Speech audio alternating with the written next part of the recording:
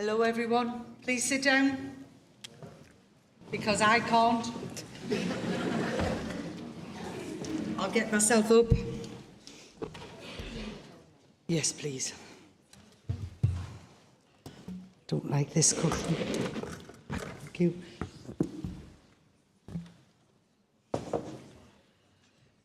Okay, now I notice that we've got a fair number of visitors here. So just to inform you before we start the special meeting of the Council that there will be a slight delay of 15 minutes because the normal Council meeting is scheduled to start at 6:15 because we have an extra special ceremony to do first, which is absolutely fabulous. You know, so really welcome to everybody to the Council meeting today, and welcome also to anyone who's watching online. The purpose of this special meeting is to consider the following notice of motion, and that notice of motion is set out quite particularly. So this Council, in pursuance of the provisions of the Local Government Act 1972, hereby confers the title of Honorary Alderman of the City of Newcastle upon Tyne to Nick Forbes CBE and Jason Smith in recognition of the eminent service they rendered to the city as former members of Newcastle City Council. So the first thing I want to do is to invite the candidates to stand at the front of the chamber. And then I think the leader of the Council is going to read the citation for two candidates. And then I think Councillor Ferguson is going to second the Nick Forbes nomination. Councillor Mitchell is going to second Jason Smith's nomination.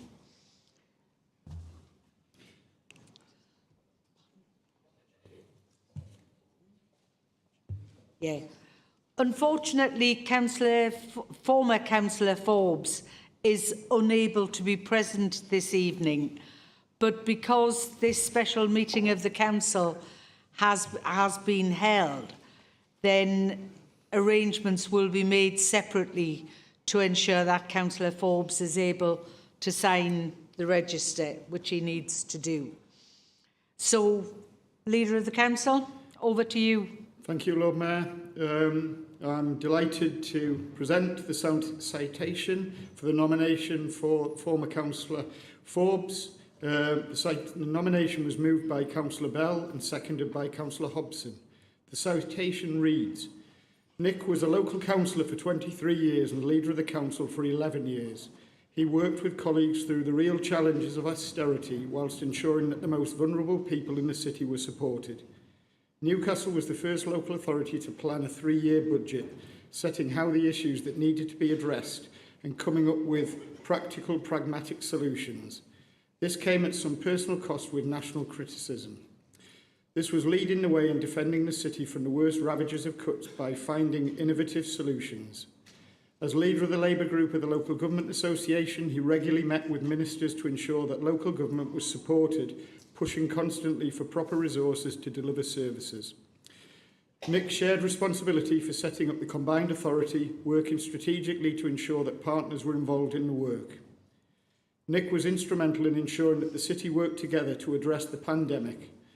Collaborative Newcastle was extremely successful, engaging all partners in the public health agenda, for example, leading to the city having PPE when others couldn't access it, providing the right support for those struggling with COVID, and that sense that as a city we're all in it together.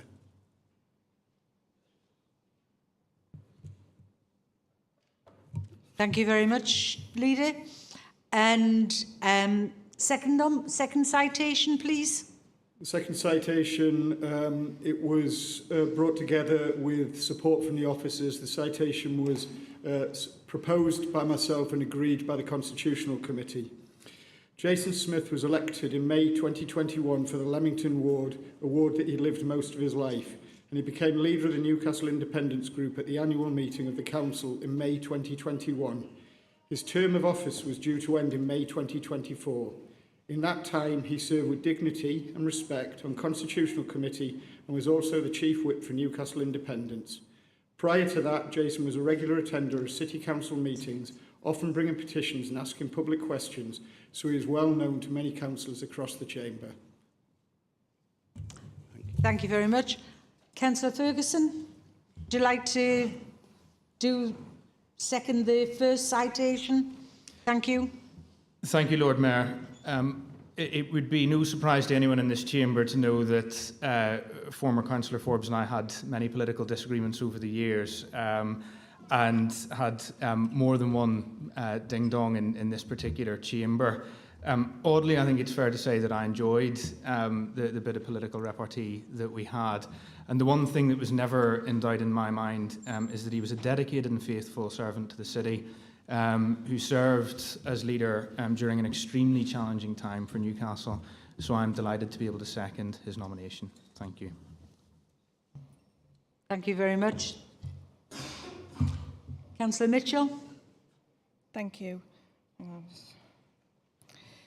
It is with great pleasure that I second the appointment of former Councillor Jason Smith to become an honorary alderman. Jason started as Citizen Smith, often attending residents' meetings and ward committees, coffee mornings, church fairs and much more. He built up a brand and created Newcastle Independence, where he's been successful in having 4 members elected, including himself. And this is where he became Councillor Smith. Jason was quick to work with others to improve and better the lives of not only residents in his ward, but across the city. He was involved in call-ins, motions and many questions to council. And of course, councillors were used to Jason asking public questions, and he continued, albeit in a different role. Councillors experienced many challenges and issues, and sadly you never expect one of them to be stage 4 cancer. This, however, never stopped him working tirelessly for his residents and wanting to help others. He raised awareness through this chamber and the media and social media. Personally, I cannot thank him enough for his guidance and support through my own campaigns, and I know I have a lot to live up to. I would also like to pay tribute to Cindy, who has always been by his side and his rock. Now Jason is to become Alderman Smith, and we are all very proud of him. Thank you.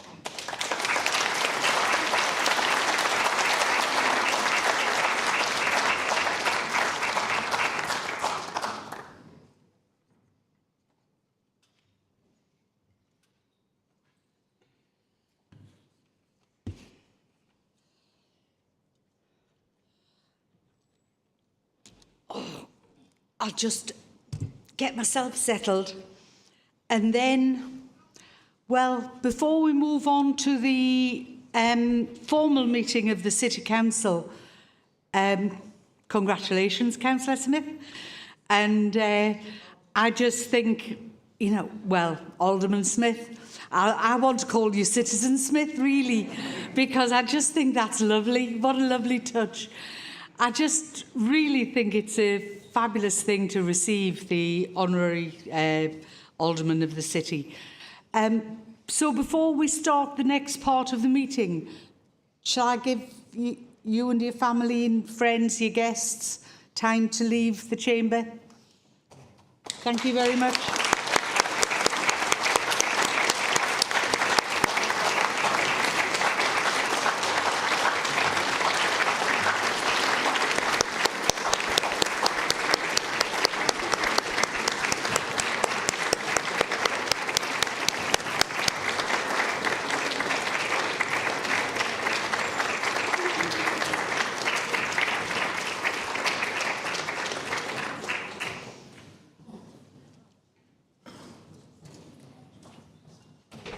You know, it's not often in this council chamber that you get to do something that's really inspiring, and that was lovely.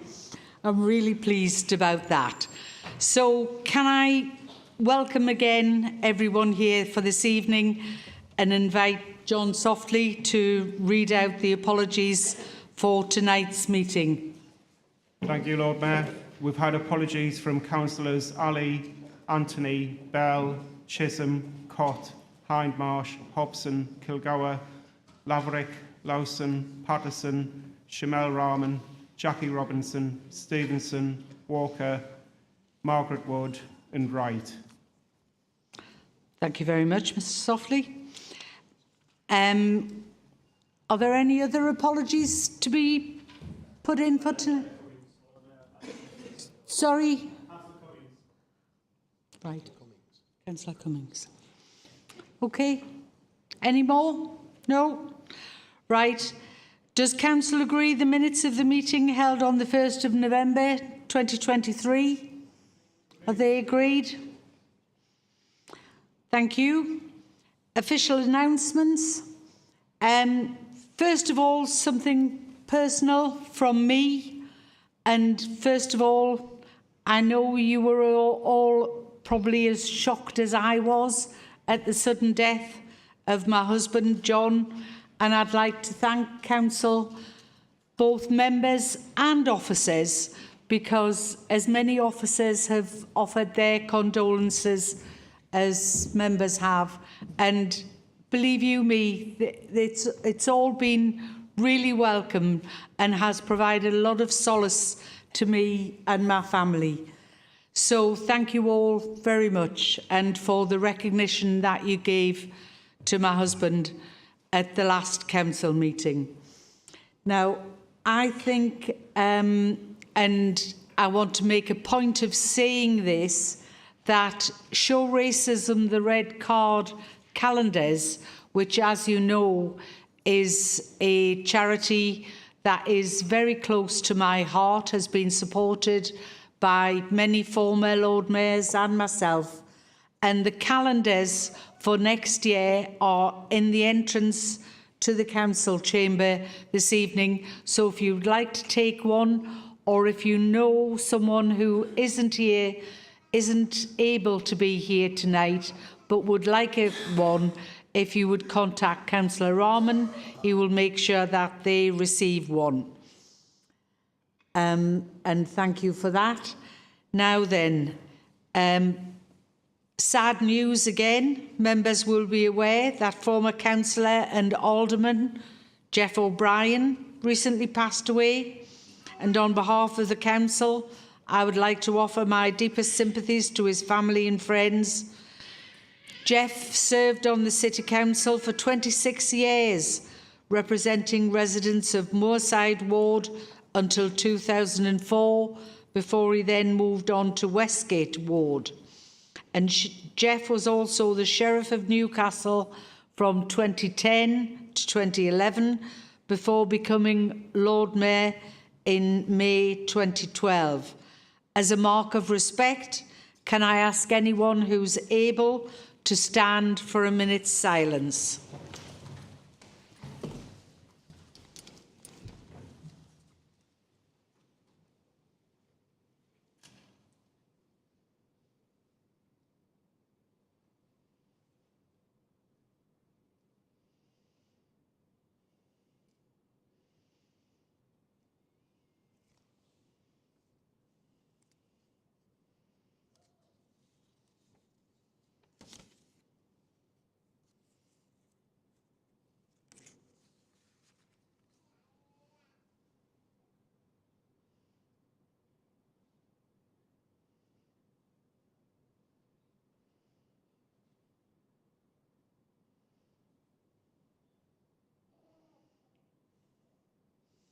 Thank you all very much.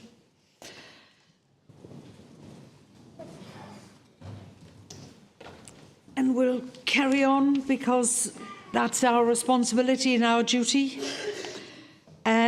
So I'm sure those of you coming into the council chamber tonight will have seen the fair trade stall marking 20 years in Newcastle upon Tyne, being the world's first fair trade city, and that dates back to 1974 when fair trade pioneer Richard Adams started selling Bangladeshi fair trade jute handicrafts from his office in India House on Carlisle Square, and later founded Tradecraft. Councillor John Marshall was a long-time supporter of the fair trade movement, and as when he was Lord Mayor in 2002, he set up the Fair Trade Partnership. I'd like to encourage you all to find more out about fair trade and to encourage fair trade organisations in all of our local areas to get in touch with the Newcastle Fair Trade Partnership and to join them. So, I also need to remind people to take the opportunity that those members who haven't been able to attend the Safeguarding Children's and Adults training, that a further session has been arranged for 5:30 on next Wednesday, the 13th of December. The session will be held virtually, and it's essential that all councillors receive and attend this training. And I also want to confirm that Councillor Adam Mitchell is now the Deputy Leader of the Newcastle Independence Group. Now, because there have been a number of items submitted for tonight's agenda, in order to better facilitate debate on public questions, petitions, and a member question on the same subject. Does Council agree to take agenda item 6, public questions, followed by a member's oral question, and then a large petition? Is that agreed? Thank you all very much. So we move on to agenda item 4. Does Council agree to receive the letter from the North East and North Cumbria NHS? Yeah, thank you. Well, we'll come to agenda item 6 then. So we've had 2 public addresses to Council have been received this month and will be taken at this point as we agreed just a few seconds ago. Now, I think it's important to state at this point that 15 minutes is available for this item in total. And can I now invite Taj Khan to address Council?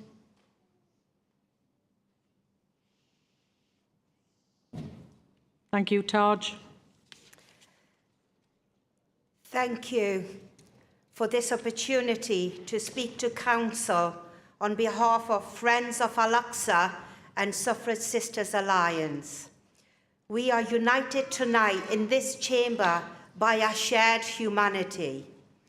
as we all witness the killing of women, children and babies in Gaza at the hands of the Israeli government. As hundreds and thousands of Muslim sisters in Newcastle, we are united in solidarity with Palestinians in Gaza and the occupied West Bank.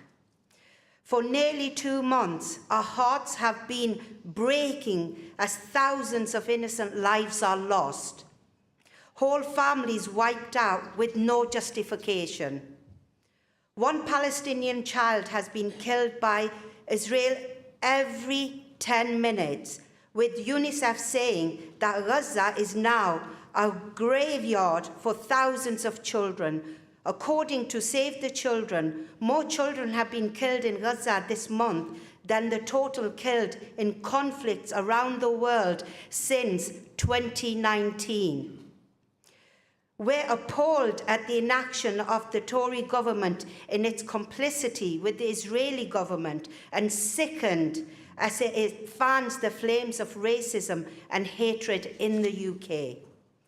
The impact of these atrocities on communities in Newcastle is immense.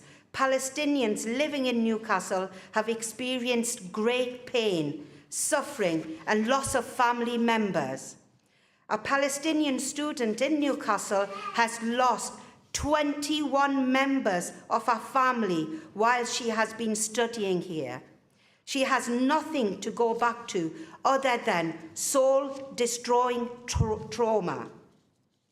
Can I ask this chamber, is the council aware of the great loss suffered by Palestinians living in Newcastle?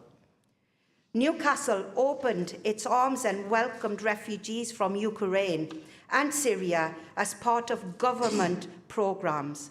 What support can the council put in place for local Palestinian residents affected by this conflict? In Newcastle, we've also experienced an increase in Islamophobic hate crime since the Israeli attacks on Gaza. Divisive political rhetoric by the government and in the media is fueling Islamophobia here.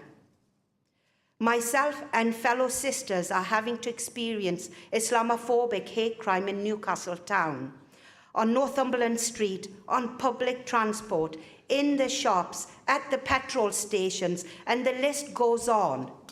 Can I ask this chamber, what is being done to protect Muslims in Newcastle from this increase in hate crime?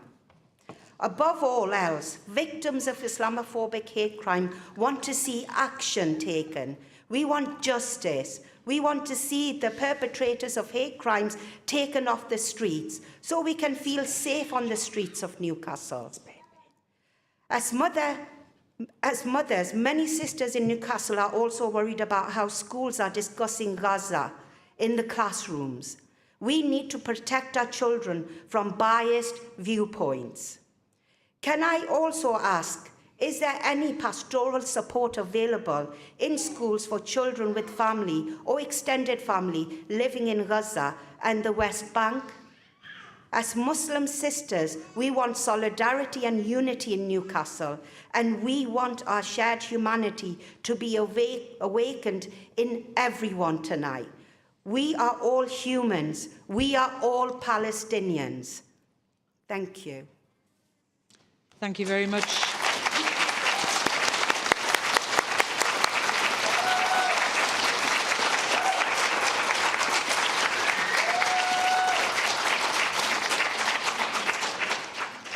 Thank you very much, Taj. Councillor Mains, I think you are going to respond. Yes, thank you, Lord Mayor, and thank you, Taj. As Cabinet Member, I would like to respond to the important points you have raised in your question. Our role as a council is to represent our communities and to give voice to our residents, and we take this role very seriously. It is absolutely devastating to see the suffering of innocent civilians and the loss of life that continues in Gaza. As a council and as Labour Party councillors, we have not been silent. The council published a statement in October on its wish for the end of violence and the securing of peace in the Middle East. Labour councillors have issued a statement condemning the appalling attacks and killing of civilians by Hamas and the collective punishment and killing of Palestinians in Gaza by the Israeli government. We have condemned the Israeli airstrikes in Gaza that have resulted in innocent lives of Palestinians being lost. We have joined the United Nations and World Health Organization in calling for the lifting of the siege of Gaza and an immediate end to attacks on innocent men, women and children. The leader of the council wrote to Newcastle mosques in response to their open letter of request for support. We have supported peaceful protest in our city and have continued to demonstrate our support for this important right of our citizens during the, as you said, divisive rhetoric of hate, the hate marches, the awful language used by government ministers and perpetuated by the media. So you ask what we are doing in Newcastle. You are right. Yes, we are immensely proud of our continued work as a city and as a council to become a city and a council of sanctuary. And this work is built on wide-ranging, sustained activity within Newcastle's communities. This includes working with Northumbria Police and community safety partners to actively monitor and deal with increased risk in our communities, scaffolded by promotion of action in our city to stop hate crime, and support offered to schools that includes training. Hate crime is always unacceptable in all its forms, and it's important to say that though statistically we haven't seen any significant increase in our community tensions, where residents or communities are telling us different, we do need to take action to put a stop to it and to bring perpetrators to justice. Unfortunately, we do know that a lot of crime is unrecorded. The Council brought its first Equality, Diversity and Inclusion report to Council in October this year and appointed a lead Cabinet member for this important area because we do recognise our responsibility to lead by example and unite our parties in the city to address the issues we face. We are also developing a race charter for the city that articulates our stance on discrimination and reinforces our vision of the inclusive city that we aspire to be. In order to monitor our work and amplify the voices of our diverse communities, we also established an ADI board. So, to reiterate my answer to you, we are listening, we stand in solidarity with all our communities, and we oppose any attempt to divide us. Thank you. Thank you very much. Tosh? Can I respond? Yes, certainly. Yes. I know that we have done lots of things around hate crime, but as a victim of hate crime, I would like to share my story with you sometime and my experience of reporting it and how the police has dealt with it.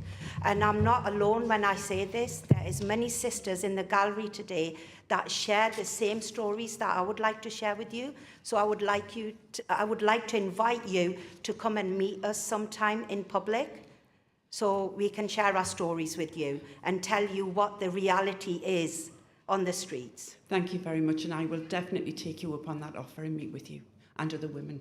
Thank you. Thank you for the question, Taj.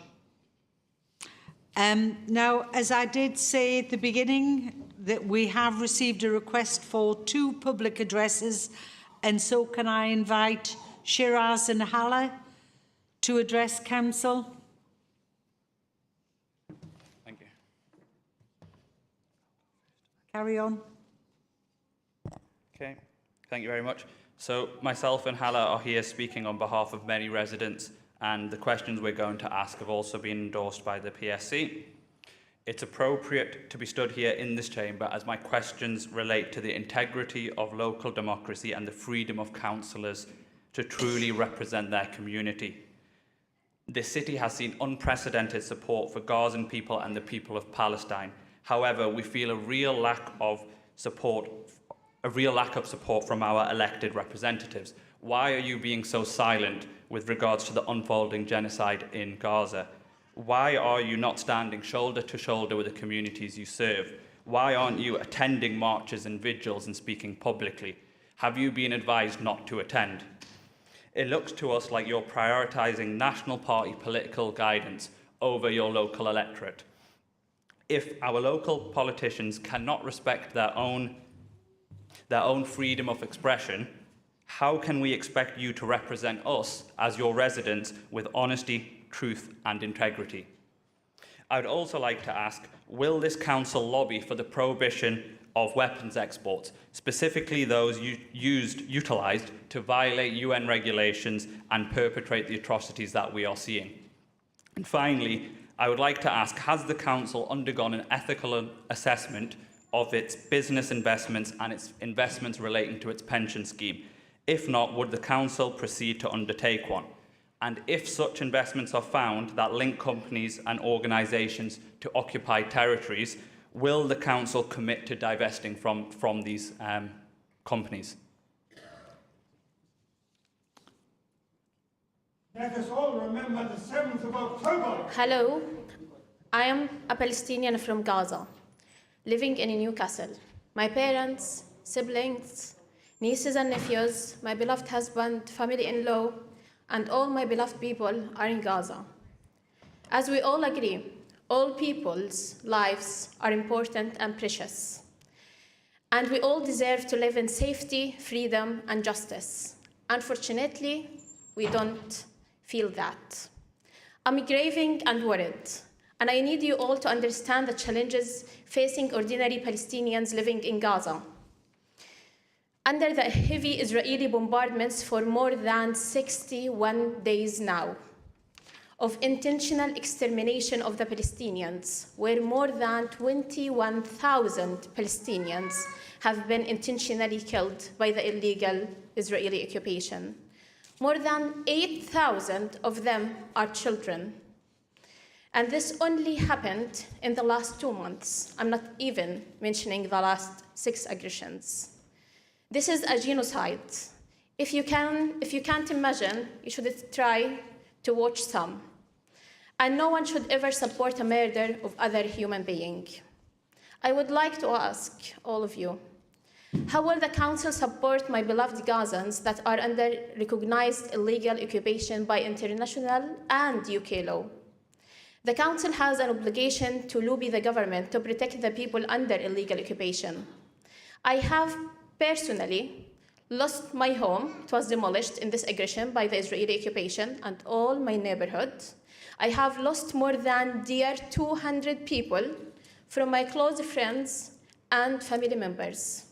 What are the council doing to ensure that I wouldn't lose more people, more friends, and more family?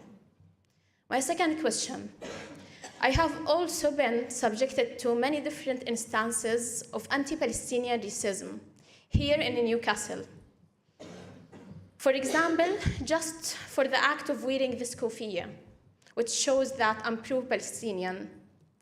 What will you do to ensure mine and safety of all the people supporting the just cause of Palestine? Stand up and be counted alongside your residents. Speak out publicly about the atrocities committed against the Palestinians, atrocities committed in Gaza, in West Bank, and in Jerusalem. I urge you all not to be silent about this unfolding genocide. Thank you.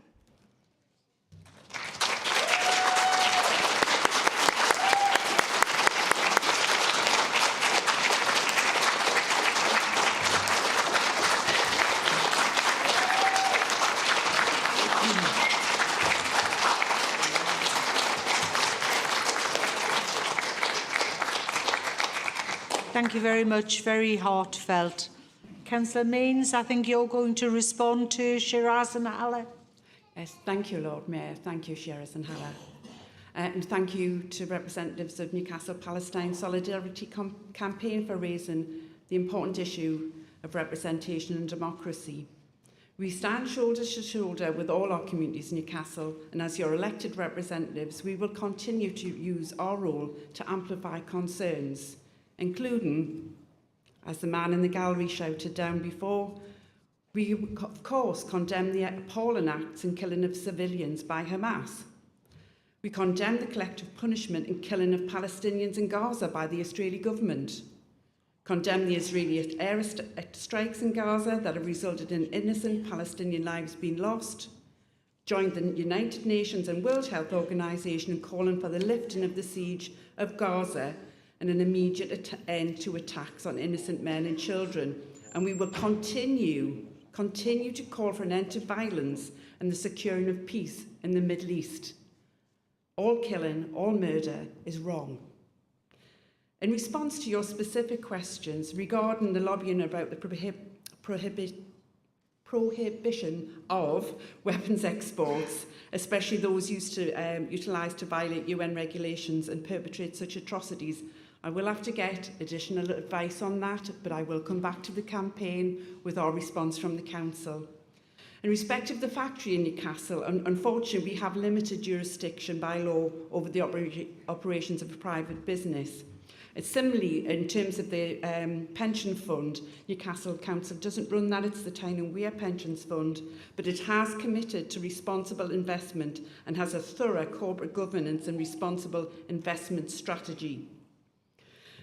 However, it is important to note that local government pension schemes are also prohibited by law from making any investment decisions that conflict with UK's foreign and defence policy.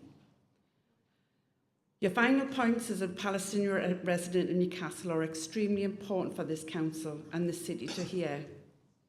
Hearing that you've experienced racism points to the work we must all continue to do.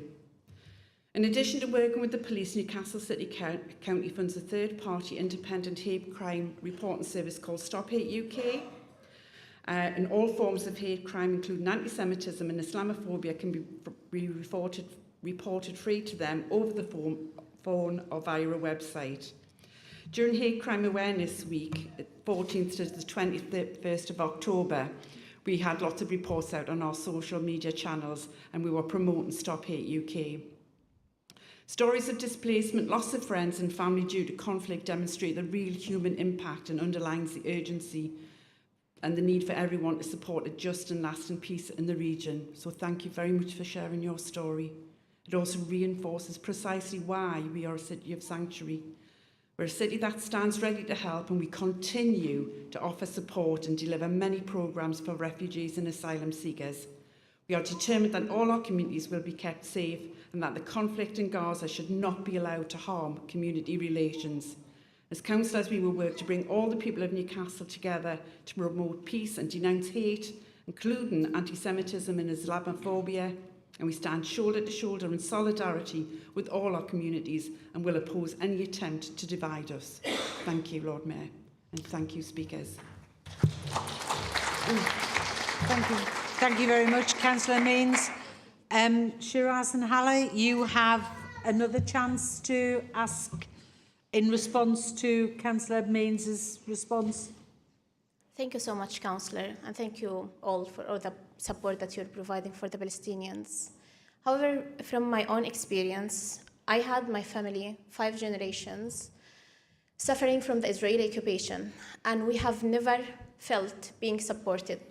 At least since 2008, we have faced 6 atrocious aggressions over Gaza alone. 7,000 were killed, and we have never felt the international community or the UK supporting anyone but what the UK recognizes as illegal occupation. I know that everyone's trying their best, but for Syria, the best is not enough to stop the genocide. We need to work harder, because until a genocide is over, no one can say that we're doing our best. Because I myself, although everything I'm doing, I feel that I'm doing nothing. I'm putting down my own beloved people because I can't stop the genocide over them. And none should say something else unless we have stopped it. Then we can start to speak. Thank you.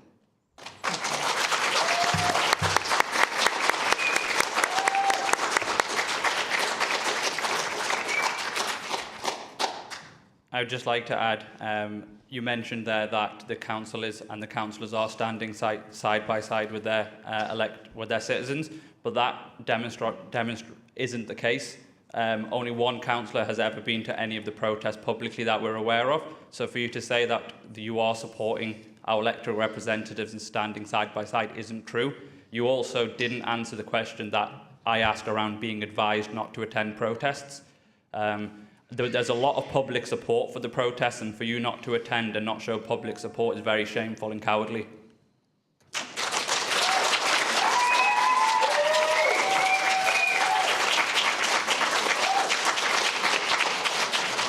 Thank you very much.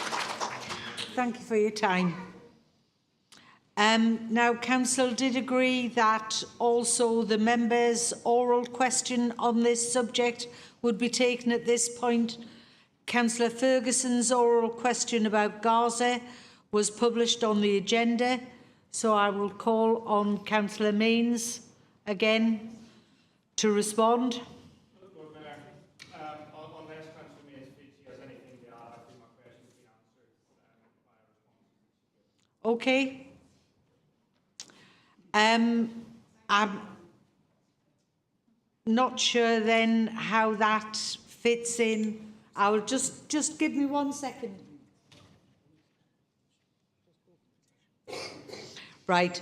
So we move on to agenda item 5, the petitions. And 3 petitions have been received this month. The first petition has more than 2,500 signatures, and it will be the subject of a time-limited debate. Can I invite Meru Shah to present the petition, and then for Councillor Kemp to respond to the petition and propose a motion in response? Thank you, Meru. Thank you. Good evening, everyone. Lord Mayor and councillors, tonight I'm speaking on behalf of the 4,015 Newcastle residents who signed this petition in just over 2 weeks. Collectively, we call upon Newcastle City Council to speak out in support of an immediate ceasefire in Gaza, as well as the cessation of the Israeli air and ground assault also in Gaza. As per the petition, we request Council supports calls for an end to the Israeli siege on Gaza, including lifting all restrictions on movement and resources into and out of Gaza, the immediate and unrestricted entry of humanitarian aid into Gaza, the upholding of international laws, including the investigation of and accountability for breaches committed, and international mediation efforts to facilitate a just and lasting peace to the decades-long conflict. Finally, denouncing all hate crime, including anti-Semitism and Islamophobia. We call on you, our elected representatives, to listen to your residents, put party politics aside, accept and agree to this petition, and do the right thing for humanity. In our thousands, Newcastle residents are speaking out on Gaza through petitions, peaceful protest, and political lobbying. Every Saturday since the commencement of this war on October the 7th, we've demonstrated and marched together, united in our shared humanity and hope, for a few hours, averting our eyes from the horror on our news feeds. This petition brings a debate on Gaza into the council chamber tonight. This petition has broken the deafening silence we've heard from you, our political representatives. This petition calls on our councillors to reconsider and lobby government for a permanent ceasefire now as the only way to end the mass killing of innocent civilians. Put quite simply, the killing needs to be stopped.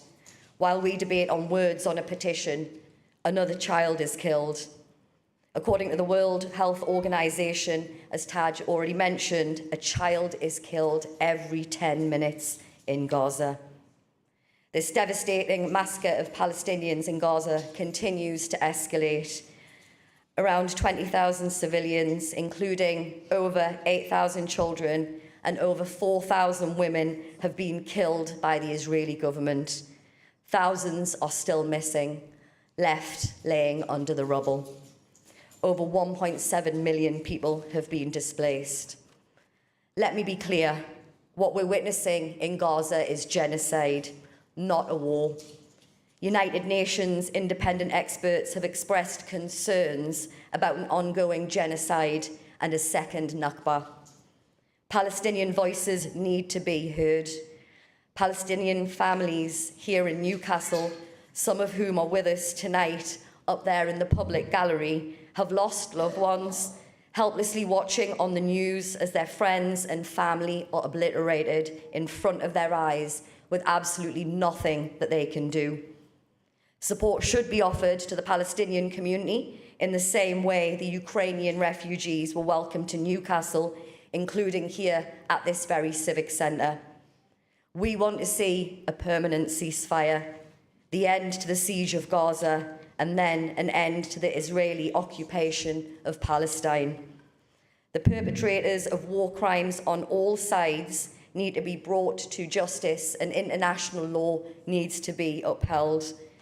I myself studied law and put my faith into the principles of law to protect human life and uphold human dignity. This is being made a mockery of. International laws need to be upheld and enforced. Lord Mayor, councillors, in contrast to the media and government rhetoric of hate marches and division, Newcastle residents want peace and unity. We're also concerned about the increases in race hate crimes since the 7th of October and the impact of this on our communities. The petition shows the strength of feeling and impact Gaza is having on Newcastle residents. Councillors, we ask you to do the right thing tonight and publicly speak up for Gaza and for humanity. Thank you.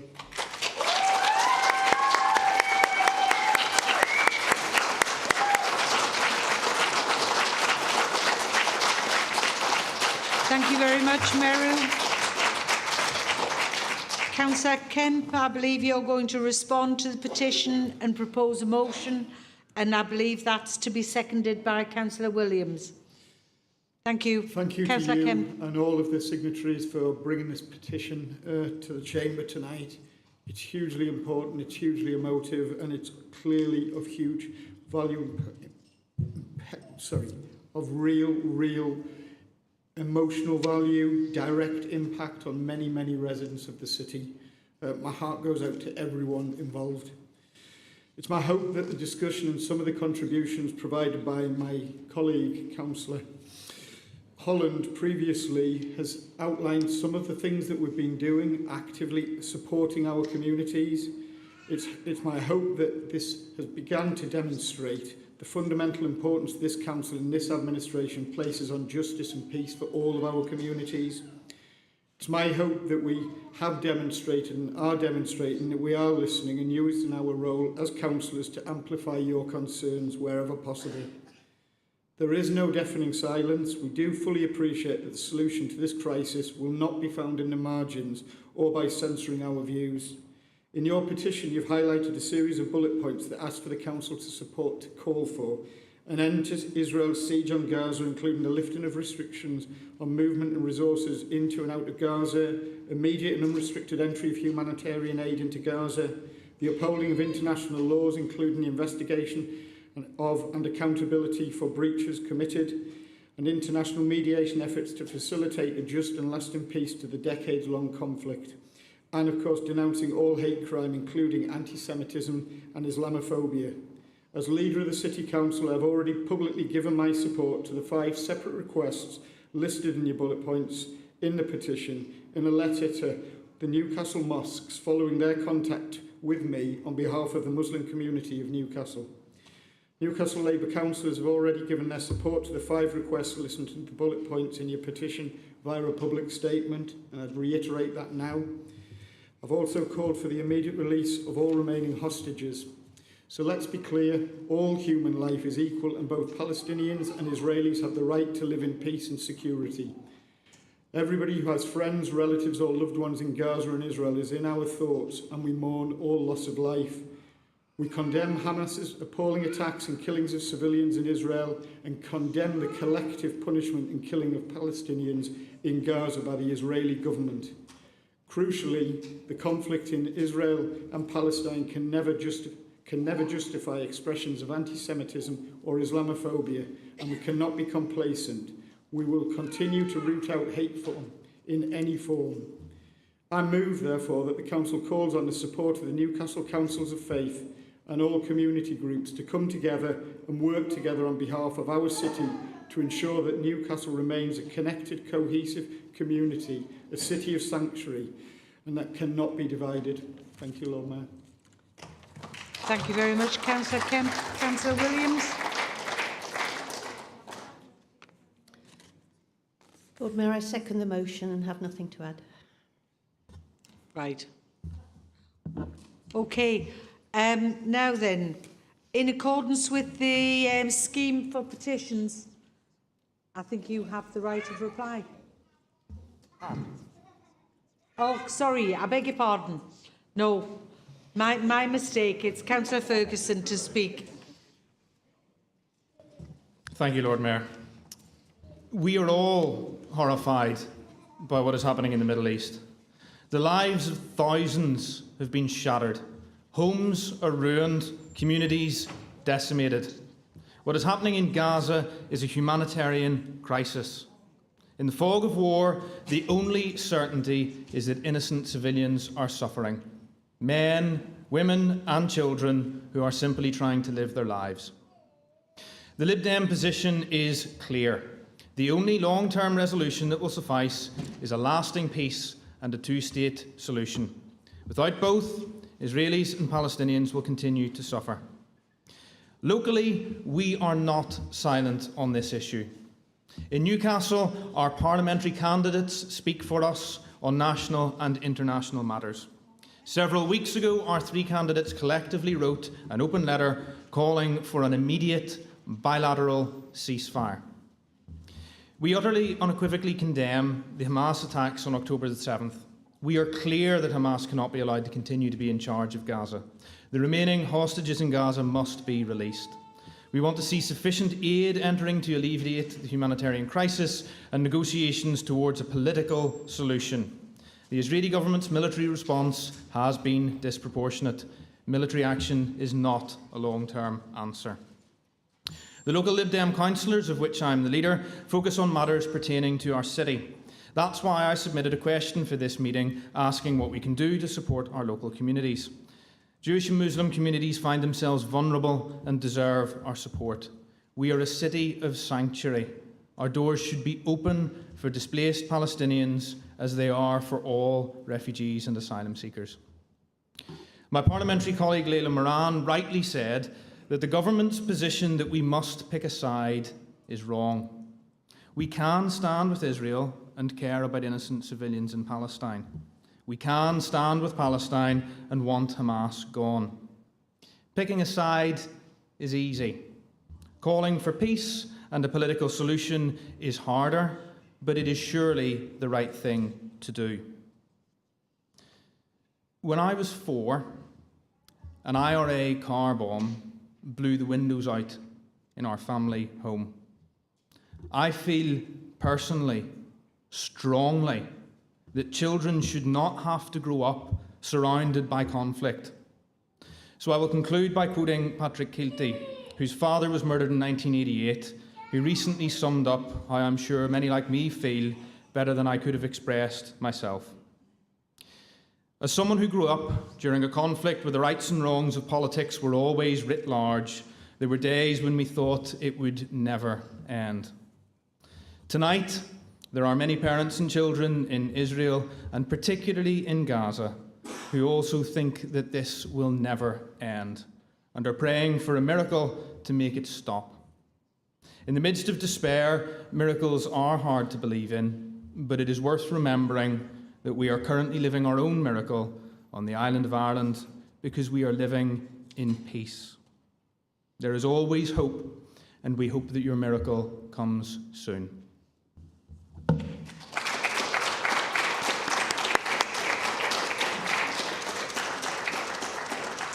Thank you very much, Councillor Ferguson. I believe Councillor Kemp has waived his right of reply. Okay. Does Council agree with Councillor Kemp's motion, or do I need to take a vote? It's agreed.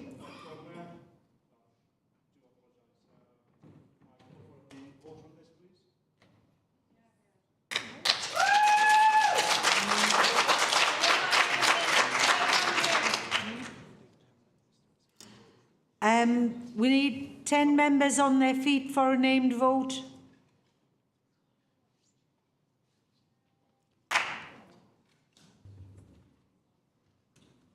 No.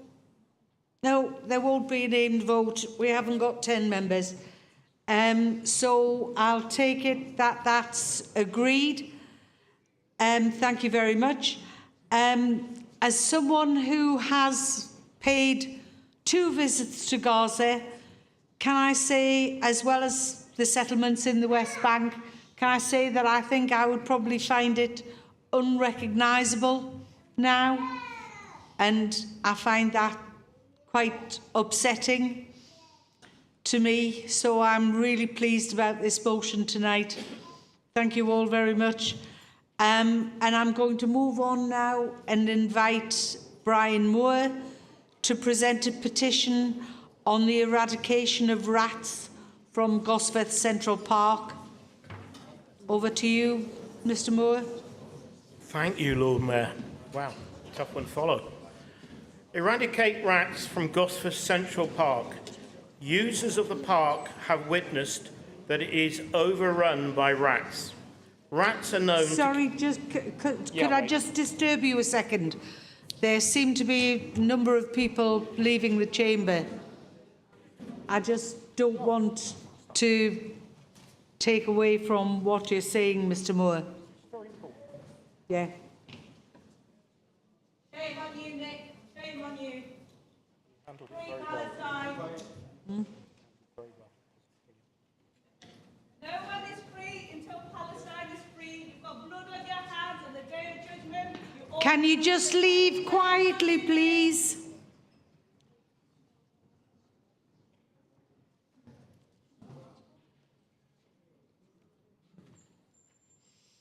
Thank you, Mr. Moore. Would you like to continue? Yes, Lord Mayor, thank you. I will start again, as this is very important to the residents of Gosforth. Eradicate rats from Gosforth Central Park. Users of the park have witnessed that it is overrun by rats. Rats are known to carry the following diseases. There's a number of diseases, I can't pronounce them, which are transmittable to humans through a bite, scratch, direct contact with rat feces, urine, or dead rats. Noting the number of young people who use a park, it is only a matter of time before a child becomes dangerously ill through contact with rats. We therefore call upon the Council and Urban Green to eradicate the rat population, increase the number of bins and improve the emptying programme. Thank you very much, Mr. Moore. And I think it's over to you, Councillor Williams, to respond. Thank you, Lord Mayor. Gosforth Central Park is the responsibility of Urban Green Newcastle. The Council is currently working alongside UGN to carry out treatment for the rats across the park, and this is ongoing. Litter bins are monitored using sensor technology to determine when they need emptying, which greatly reduces the instances of overflowing bins and therefore the litter that can attract rats. The sensor technology also allows us to assess the frequency of collections and to determine whether the number of bins is appropriate. For example, if bins are emptied every day, this might suggest that there are not enough. The current assessment of collection frequencies is that there is sufficient bin numbers in the park. Thank you for your response. Thank you very much, Councillor Williams. Can I invite Councillor Lambert to present the next petition regarding pharmacy provision to cater for the local community in Kenton? Thank you. Thank you, Lord Mayor. I'll just read out the prepared text. Thank you very much. Thank you. We, the undersigned petition, I'll say it again, we, the undersigned petition the Council to lobby on behalf of the residents of Kenton and all the users of Boots Pharmacy, 41 Halewood Avenue, Kenton, NE3 3RX. We ask for the decision of Walgreens Boots Alliance, an American company, to be reversed or a new pharmacy to be provided to cater for the local community. I understand you've already received this on Monday. I have the photocopy here. Thank you, Lord Mayor. Thank you very much, Councillor Lambert. Call on Councillor Hay to respond. Thank you, Lord Mayor, and thank you, Councillor Lambert, for bringing forward this petition tonight. I'm responding on behalf of Councillor Kilgour, whose portfolio this relates to and who has just arrived in the chamber, so we'll let her get her breath back. Our community pharmacies represent valuable and valued resources for our local communities across the city. The service that pharmacies provide help to improve the quality of life for many of our most vulnerable residents. In Newcastle, pharmacies offer a range of commissioned and non-commissioned services to meet the needs of local communities. These services include supplying medicines against prescription, as well as offering advice about medicines and general health advice to the public. In addition to national essential services provided by all pharmacies, they also deliver a range of services which are commissioned locally by the Council's Public Health Team, NHS North East, and North Cumbria Integrated Care Board and the NHS England team. Since April 2023, the Integrated Care Board, or ICBs, have had delegated responsibility for commissioning of pharmaceutical services, including determining applications for pharmacy contracts, monitor contracts, and ensure appropriate availability and access to pharmaceutical services. To date, the Health and Wellbeing Board haven't received any official notification of closure for Boots, Halewood Road, Kenton, from the ICB Pharmacy Contracts Team, who are the commissioners of community pharmacies. Pharmacy providers are required to give the ICB 3 months' notice of intention to close. Thereafter, the ICB will inform relevant stakeholders, including the Health and Wellbeing Board. There may be a time lag between the planned closure and any official communication, which may explain the fact that we are yet to be formally notified of these plans. Officers in the Public Health Team will undertake a more detailed analysis of the impact of any planned closure on Kenton once we have received the formal notification from the ICB. This analysis will include walking distances, public transport availability, opening times and access to other services offered by the nearby pharmacies. Please be assured, however, that we know what a valuable resource the pharmacy is on Halewood Avenue, and we will do whatever we can to support its retention. Thank you. Thank you, Councillor Hay. I'm sure we're all really grateful for you for doing that, as I'm sure Councillor Kilgour is, because it gives her a chance to catch her breath. We're going to move on to agenda item 7, which is to do with audit and standards and the appointment of independent members. And I'm going to call on Councillor Wood, Councillor David Wood, that is, to move the amended report as included on the supplemental agenda. So those of you who've got access to the supplemental agenda, that was published on Friday. That's the report that Councillor Wood will be moving. Okay, thank you very much for that, Lord Mayor. In the words of Meatloaf, you took the words right out of my mouth on this one. Before I move the report, Lord Mayor, I would just like to pay a tribute to the members of the Audit and Standards Committees in the past who have done very, very diligent work. It's that'll be applauded. I would hope the officers can send messages from this council to them for their input over the years. Lord Mayor, as you say, the supplemental agenda and the updated report is there in front of us, and I would just like to move that, Lord Mayor. Thank you very much, Councillor Wood. Councillor Frew, I believe you're seconding it, the report? Okay. Councillor Ferguson?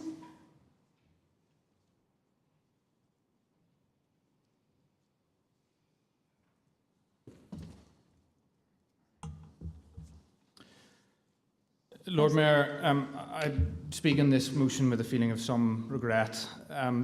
In September, opposition members on Constitutional Committee raised questions of continuity and transition on the two key governance committees. We are deeply concerned that the points raised then are not reflected in the content of this paper. At a time when councils are under unprecedented financial strain, it's incredibly important that we have effective internal watchdogs to ensure good decision making. Bringing new people in with fresh eyes and relevant experience is welcome. However, we risk losing vital corporate memory if we lose all our experienced independent members at once. We should have been out in front of this with a proper transition plan and a preservation of the knowledge of what has gone before to keep this council stable. I am also disappointed that no opposition members were involved in the appointments process. I have raised this point prior to the council meeting, but I want to make the point here in the interests of absolute clarity. Politically independent appointments should be made on a cross-party basis. I hope this is reflected in the future. We welcome the new members and look forward to working with them over the coming years, but we hope that the administration takes note from our principled abstention on this item that we would like our concerns to be heard. Thank you very much, Councillor Ferguson. I have no other speakers listed on this item. You reserved your right of reply. Oh, sorry. Do I have another speaker? Yeah, Councillor Stone. Would you just hold on there, Councillor Frew?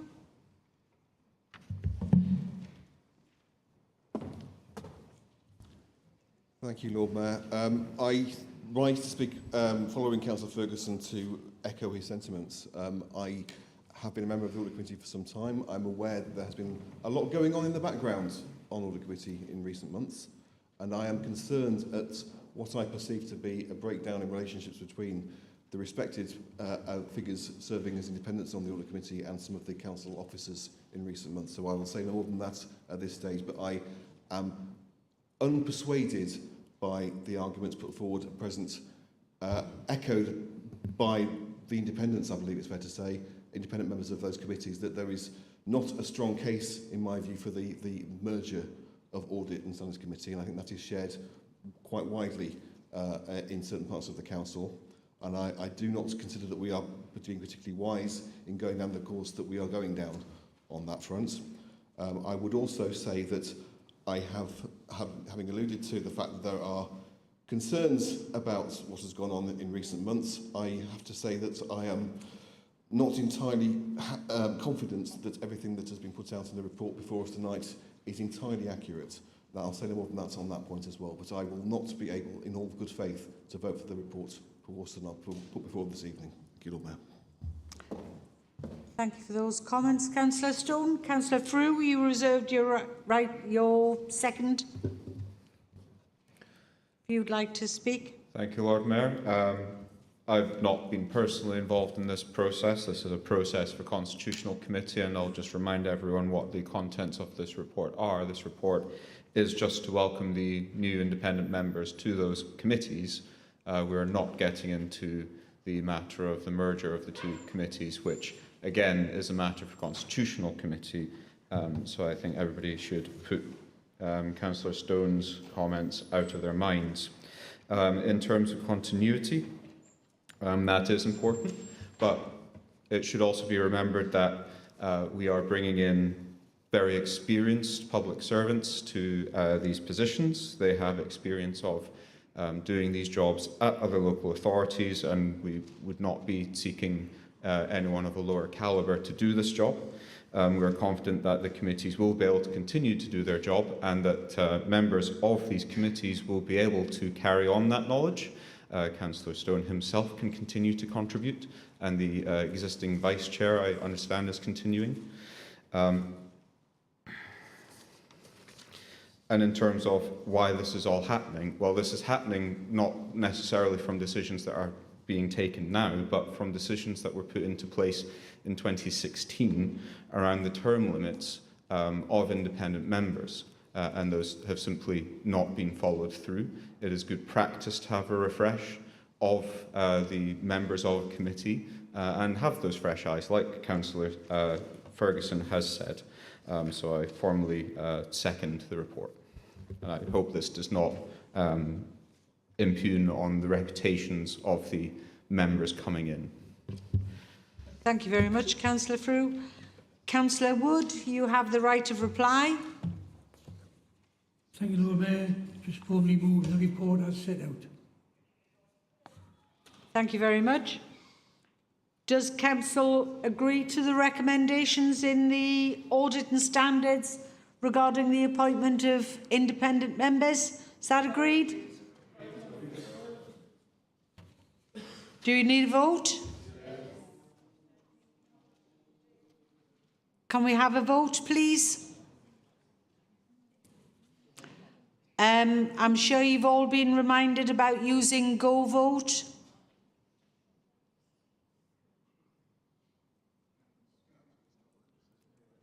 Could we vote?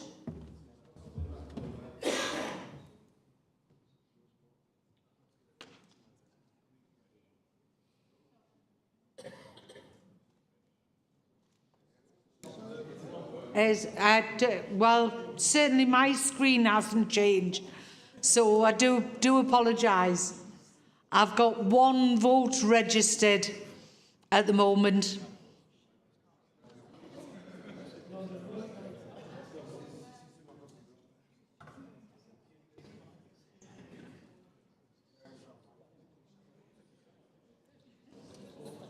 Hold on. Is it a point of order?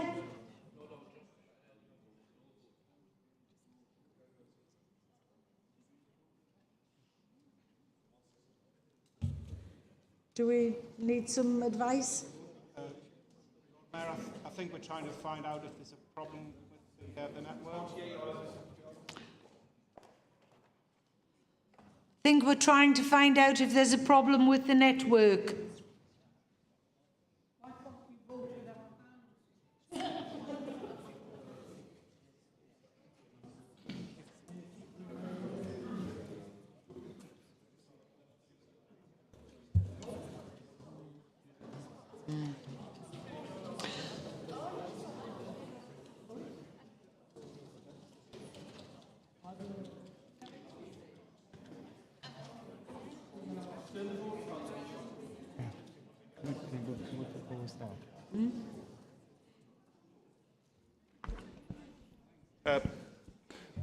Lord Mayor, I was going to suggest that, as I understand it, there's general support from Labour.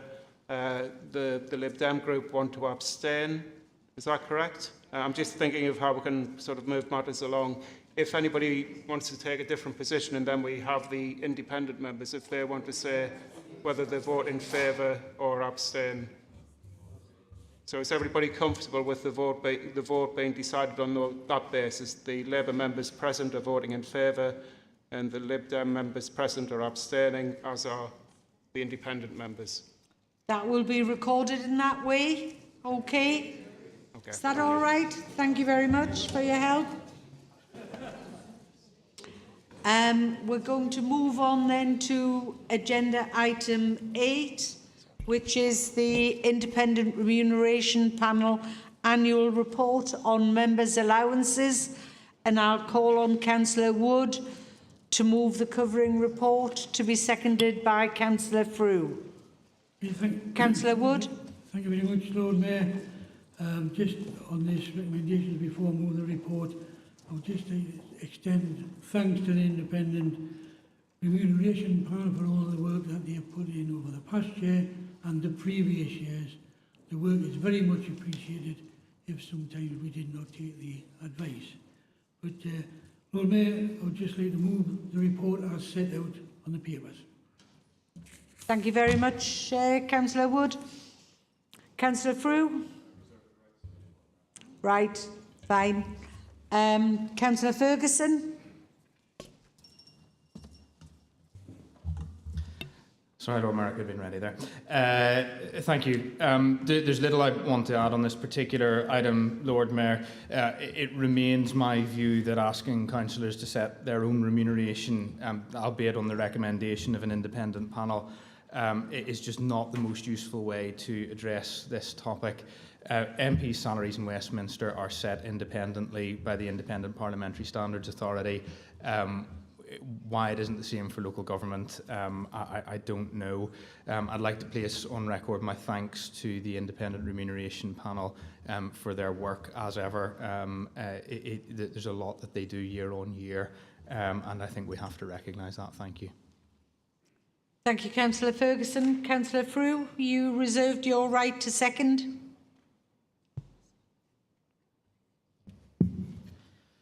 Thank you, Lord Mayor. I've taken soundings across the chamber, and I think there is a level of genuine agreement in that we all in this chamber don't want to be the ones to make this decision. However, there is a process set out in statute for local authorities to go through. I have suggested to all groups in the council that we have a conversation over the next 12 months around what we can do within those limits and what we would lobby the LGA and government over. And I invite everyone who is interested to join that conversation, and we will have a collaborative piece to come back for the report next year. As I understand it, we are able to set this for 4 years, and if we can agree a common position on what the terms that the IRP can work to, because they do the work and they've been rejected 12 out of 13 years in a row, then that would be a lot more respectful of their time. And so I formally second the report. Thank you very much, Councillor Frew. Councillor Wood, sorry to get you moving again. Thank you, Lord Mayor. Just on this, just to formally move the report as set out in the papers. Thank you very much. Does Council agree the recommendations of the report at agenda item 8 on members' allowances? Is that agreed? Okay, didn't hear any dissent on that. Thank you very much. We'll move on to agenda item 9, which is the Safe Newcastle plan, and I'll call on Councillor Mains to move the report. Thank you, Lord Mayor. Excuse me. Safe Newcastle Board is committed to making Newcastle a safe place to live, where people can live where people's day-to-day life is not blighted by crime or antisocial behaviour. This report provides a summary of Safe Newcastle's Tackling Crime Protecting Communities plan for 2023 to 2026. It has 4 key themes: building safer neighbourhoods, protecting people from harm, reducing violence, strengthening leadership and governance. The plan is developed through consideration of an evidence-based strategic needs assessment to ensure decisions are intelligent-led and informed by residents' feelings of safety. Over the past year, we've invested heavily in tackling antisocial behaviour through our Better Lives, Safer Communities programme, to which I saw firsthand some of the excellent work that our staff are carrying out in communities through our Empowering People and Communities project, which is part of the Better Lives, Safer Communities programme. We know Newcastle, like many other cities, are facing many challenges. However, by taking this multi-agency approach where partners are brought together via the Community Safety Partnership and agree shared objectives, I'm assured that we have the right mindset and approach to tackling these issues. To provide colleagues with the same assurance, I believe we have an effective community safety partnership that demonstrates we are delivering our statutory duty and ensuring we continue to take actions and implement initiatives to make Newcastle a safer place to live, learn, work and visit. And I'm happy to discuss the report with anybody who wishes. Thank you. Thank you very much, Councillor Mains. I think it's Councillor Story who's going to second the report.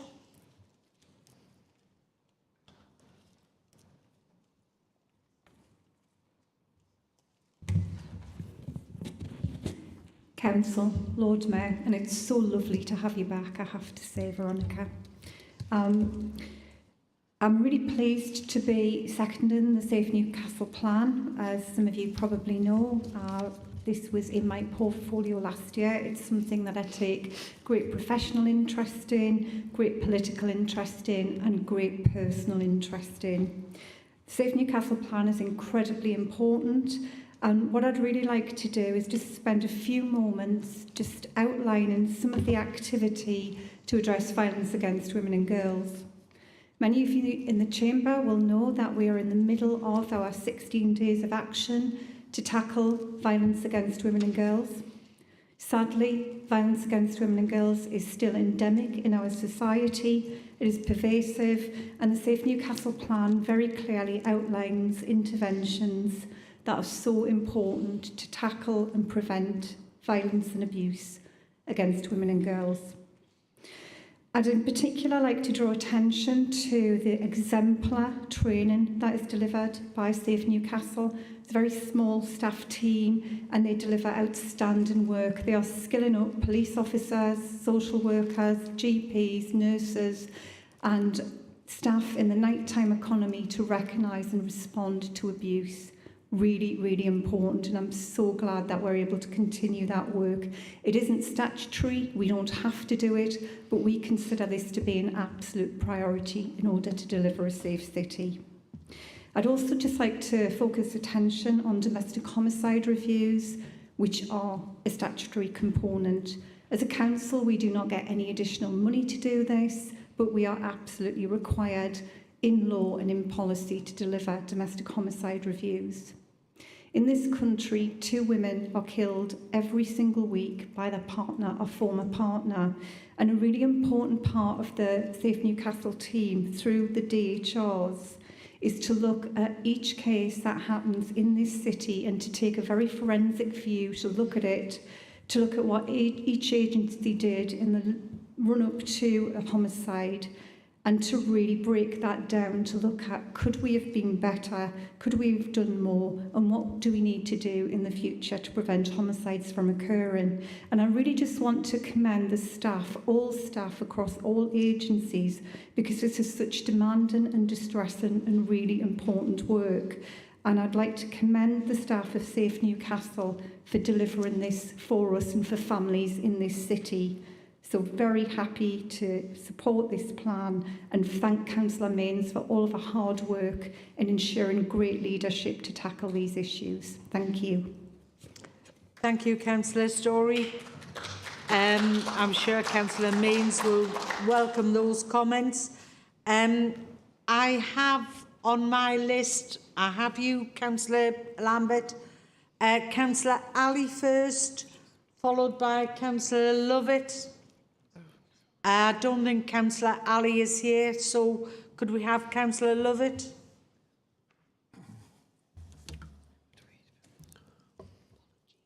Thank you, Chair. Thank you, Lord Mayor, sorry. I wasn't quite sure who was going to present this report tonight because I did note inside it was Councillor Story, who is the chair, or was the chair when the report was produced. I did take the opportunity to speak to the officer responsible for information and intelligence, who provided me with an excellent overview of the Safe Newcastle Plan and Safe Newcastle Board. I also took the opportunity to conduct some scrutiny prior to coming to the meeting tonight, so not to ask too many questions of clarity.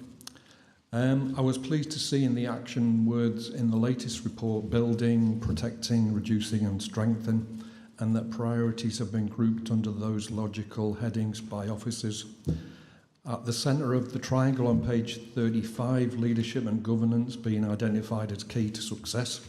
I'm looking forward to our meeting of the Safe Newcastle Board on the 22nd of January, where I'll be taking the opportunity to ask plenty of questions about the plan priorities, the actions and what targets are being set to enable the plan to be achieved.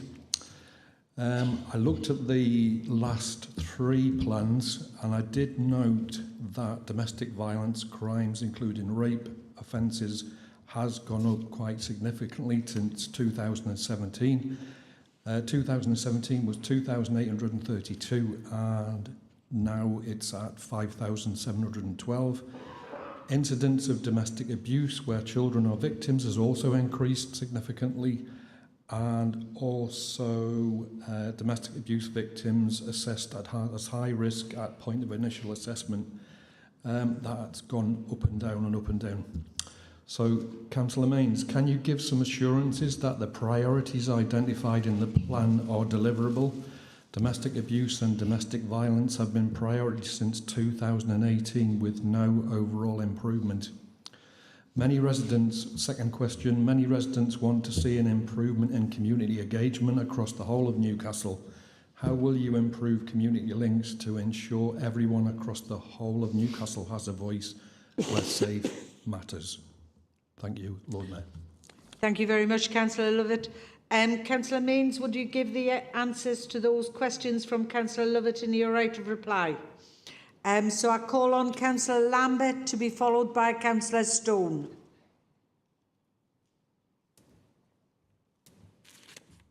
Thank you very much, Lord Mayor and colleagues, and thank you, Paula and Leslie, for presenting a thorough, systematic, comprehensive and useful report documenting the Council's position with regard to community safety and tackling antisocial behaviour and low-level crime.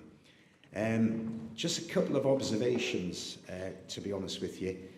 Certainly this an issue that impacts both on Kenton Ward and our colleagues both in Forden and Blakelaw is the persistent menace of motorcycle disorder. And I was very, very pleased to read and hear, following inquiries from the 3 Kenton councillors, we approached Kim McGuinness's office to see whether the 3 wards would benefit from the 185k funding to explore various initiatives to tackle motorcycle nuisance. So that is clearly a positive and welcome move. I don't expect you to answer this now, Paula, because it's more of a sort of an issue to do with practical issues. We're just wondering, I had a very useful walkabout with Peter Lovett a couple of weeks ago because his ward is experiencing similar problems to ours, as well as Gosford as well, actually, and Blakelaw. We're clearly getting a share of this money from Kim McGuinness's office, funded by the Home Office, and we're just wondering if that money, or some of it, A, how much are we getting, and B, would it be possible to fund sort of CCTV cameras? Because I think Peter and I both felt on the walkabout this would be very, very helpful in tackling this particular problem. Can I ask another one as well? This is the easy one. It's not really about questioning in terms of the report, but you can ask me anything you like around community safety. I was trying to get us in a bit of a hybrid on this one. Go for it. We very much welcome the sort of EPIC teams, which are now being rolled out across the city to promote community safety. Could you briefly just outline what measures are likely to take place in Kenton and neighbourhood wards which are covered by the EPIC programme? Thank you, colleagues. Lord Mayor. Thank you very much, Councillor Lambert. Councillor Stone. To be followed by Councillor Gray. Thank you, Lord Mayor. Thank you to the Cabinet Member. I've read the report. I'm going to be injecting a note of maybe constructive criticism to the debate. This is billed as a delivery plan, and it comes across to me a bit more like an executive summary because it's fairly short and it's fairly brief in what it's describing, and there's not really, in my view, clarity on what the delivery approach is going to be on this. It's more a statement of things that nobody would disagree with us doing and picking out what the priority topics are, but I don't really see what the route between where we are and where we want to be is set out in this. So that's just my observation on that one. The one particular point I want to flag up, and it's not a glamorous issue, but is one that I think is important, and I don't remember it being talked about very much in this council chamber in my time on the council, but I know that there is a statutory obligation on us to monitor and report on drug deaths in the city, and it is a serious issue, and it is something that we need to be very much part of the community safety joint multi-agency approach on this with the police and with public health partners as well. I know that we have annual information from previous years. I know that we get this in arrears, as it were, in terms of the report that comes through to us from other partners on this, but I understand from the figures shown in the report there, it talks about 106 cases in the period 19 to 21. We are now some way past the end of the 22-23 year. I'm aware that the figure for the last year we had figures for was 71 deaths in the city. I was wondering if the Cabinet Member can give me some indication of what she thinks the current position is on this and what steps is being taken to try and reduce what is always a tragedy, is in many cases a tragedy which is preventable by appropriate support and appropriate approaches from various partners, whether it be public health, whether it be the council, whether it be the police. So I was just offering that for discussion because I think that's an important issue that doesn't always get aired in this chamber, and maybe we should talk about it a bit more. Thank you, Councillor Stone. Councillor Gray. Thank you, Lord Mayor. And I would say Councillor Stone does raise an incredibly important point around drug deaths, but I'd also say on his comments that when it comes to the safety of our residents, that actually it being a list of things we agree on is a real positive, and it's something that we can all agree is what the council needs to be doing moving forward. There's a few bits that I would just like to comment on for issues that I know of particular importance to my residents, and I think one thing that's raised to me by students, young professionals and families, particularly those with children and young people turning 18, is nighttime safety in the economy. I think the council has mentioned the late night levy scheme, which does real good work to enforce taxi marshals, and also the shout out campaign to tackle sexual harassment, as well as the wider work that's done by the teams at Public Safety and Regulations, ensuring that those who are enjoying the nighttime economy, which obviously brings a lot of money into our city through our famous nightlife, is so important. And again, of particular importance, we have obviously in my ward being an area with a high student and younger people population, is ASB, particularly at times of resident change and noise and that sort of stuff is really important. So I think it's good to see that ASB is mentioned as well as the seasonal campaigns, and that the council understands that at certain times of year there are certain issues that are more prevalent, and that there's things that will need more attention, and that isn't put to one side just because it's not at the same level all year round. And I know that for residents in the Jesmond and Sandyford area is of particular importance. And further, as Councillor Story has covered, violence against women and girls for residents in South Jesmond and Sandyford is of such importance, and to see the council taking a leading role in that in the city, and as mentioned later on the agenda around the White Ribbon campaign, around what we can all do specifically and especially as men in our city as well. And I think we as a council do brilliant work, but I think what strengthens the Safe Newcastle plan is the partnership working with the various partners in the city. And I think there's a few campaigns that link in with some of the things that I've mentioned around issues that I know are of particular importance to my residents, which is the Fun Without Fear campaign, which is an awareness campaign from Northumbria Police and Crime Commissioner Kim McGuinness, along with Rape Crisis Tyneside in Northumberland. And that campaign speaks up for the rights of women across the area and aims to promote change of behaviour in men, encouraging reporting, which has been mentioned in other parts of the agenda, crimes that can be suppressed in their reporting due to the nature of those offences, making sure people know that they can speak up and what the ways to do that are, as well as signposts and other help and support for those victims, and also the active bystander training, which takes people and helps them to stop these incidents happening, so that people aren't ended up having to report crimes, but having them stopped by us all working together. And I think I'm just about in time to thank you, Lord Mayor. I commend the report. Thank you very much, Councillor Gray. Councillor Mains, I think you've got a few points to reply to there. Yes, I mean, obviously it's not for scrutiny, the report, it's more for sort of comment from people and things. It is a summary report, so that's why it's so brief. Just to raise a few points that people have raised. I mean, obviously, Councillor Lovett, I'm as concerned as you are about domestic violence and certainly sort of rape and assaults against children. We have just recommissioned our domestic violence service, so that's in very safe hands. Along with that, we've also done a new perpetrator service, which works with men around behaviour, but it also does wider work than that. It works with families, it works with children in terms of counselling for children and things like that. So it's a much wider service than just dealing with the actual physical crime. In terms of crime figures, that's something that I would have to go back to the police about, but I'm sure at the next meeting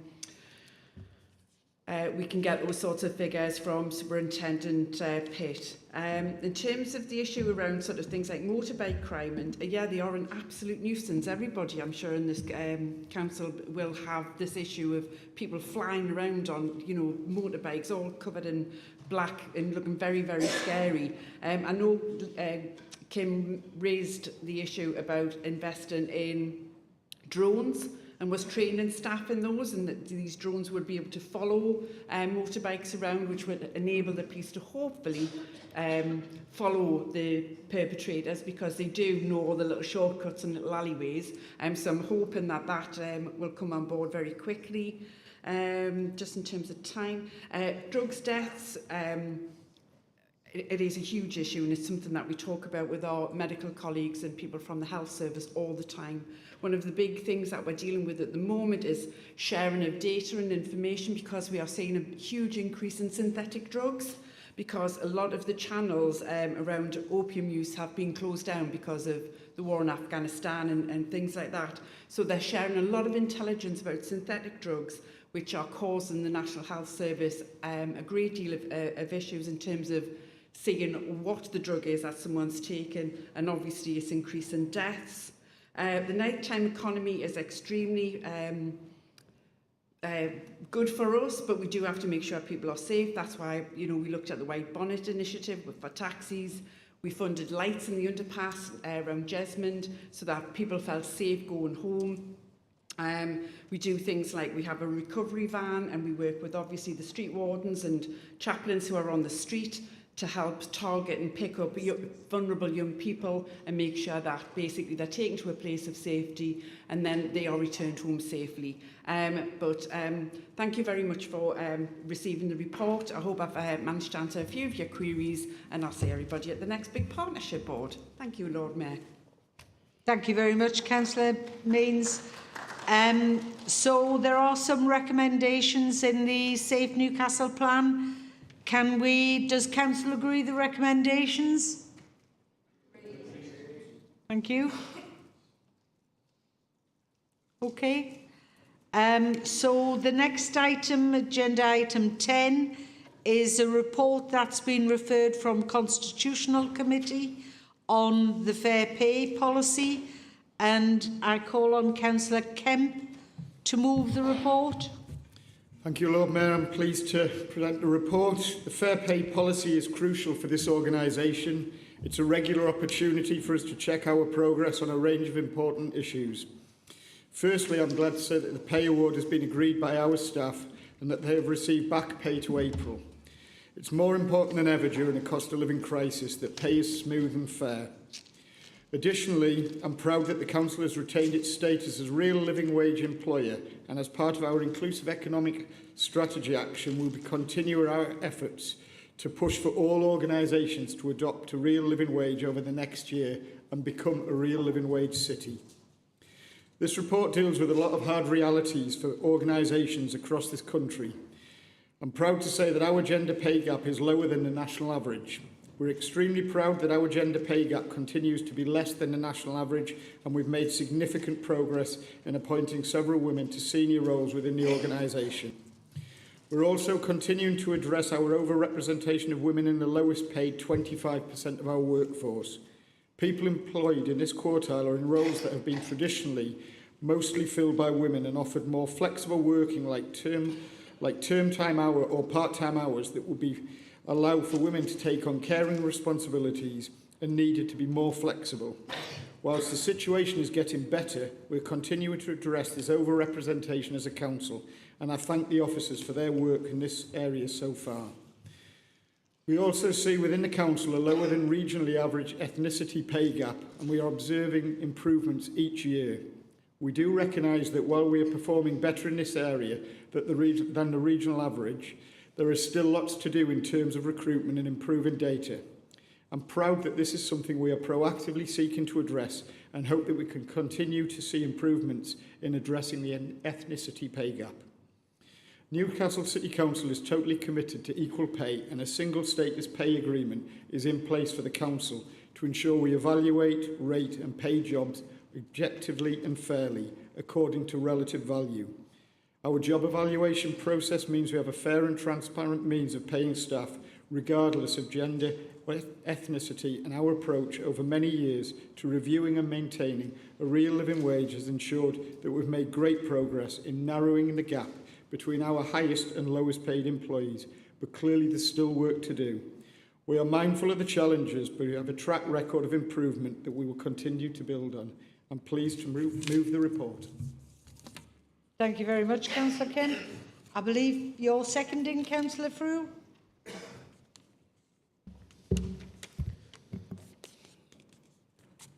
Thank you, Lord Mayor. I'm proud to second this report.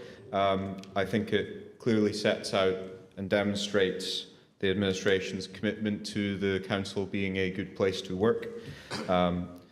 The pay award was nearly £2,000 for this year flat increase, obviously benefiting those on lower pays more greatly. At the bottom of the pay scale, that was approximately a 10% pay increase for the second year running. And as Councillor Kemp mentioned, we continue to be committed to the real living wage as an employer and for the city as one of our key ambitions, which now sees all Pitt Council staff entitled to at least £12 per hour, and we are implementing that now.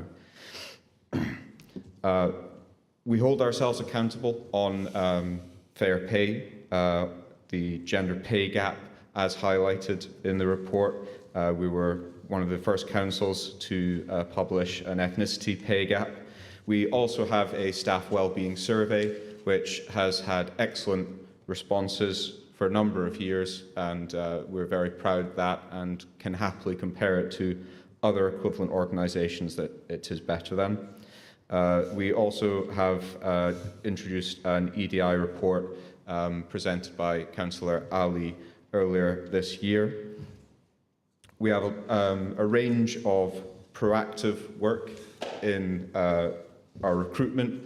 We have been taking jobs and opportunities out into neighbourhoods. I was very happy to attend one at one of the places that I hold one of my advice surgeries at St Martin's Centre, where we were advertising jobs that some of which interviewed on the day to open up to as wide a selection of people in the city as possible. And those events are really opening our doors up to a more diverse set of people to work at the council.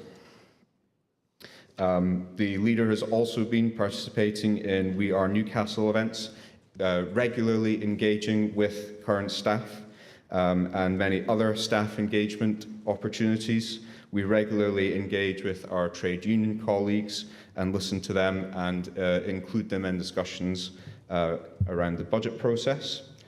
Benefits that the council offers to employees includes VIV-up discounts while shopping, including in the Granger Market. That's a very good offer that we've been able to introduce recently, and also provided that to carers. We have a learning zone working with Unison. We have a counsellor service, occupational therapy, physiotherapy, and many other forms of support for our staff. And we are genuinely committed to supporting our workforce. Thank you, Lord Mayor. Thank you very much, Councillor Frew. Now then, I've got Councillor Ferguson and Councillor Hall to speak on this. Lord Mayor, I defer to Councillor Hall. Okay, fine. Thank you, Councillor Ferguson. Councillor Hall?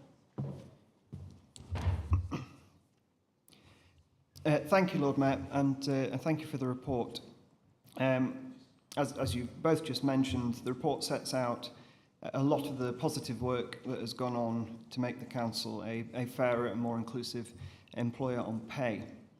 And I think it's absolutely right to applaud the better than average gender pay gap within the council, obviously noting that there is always more that we can do.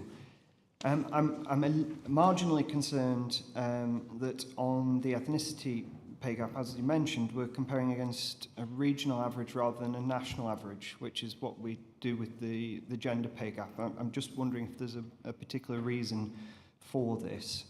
and our ethnicity pay gap is definitely weaker. And so I think I want to ask if there are sort of positive lessons that we can learn from the work on gender pay gap, which clearly has produced results, and any sort of significant blockers that are preventing us from making progress. Thank you.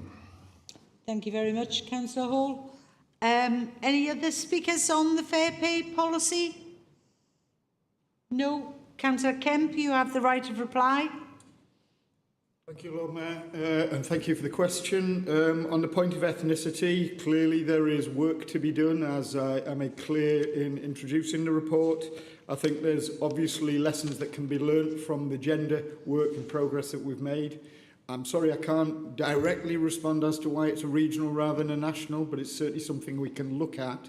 I think the commitment through previous reports from Councillor Ali on leading on work around EDI, I think there's a big piece of work to be done, and that should be done cross-party, across the whole of the council, with the workforce. I think what we want to be is a city and a council that is representative of the population that we represent. So I take the comments fine. Thank you very much, Councillor Kemp. So there are some recommendations in the fair pay policy report.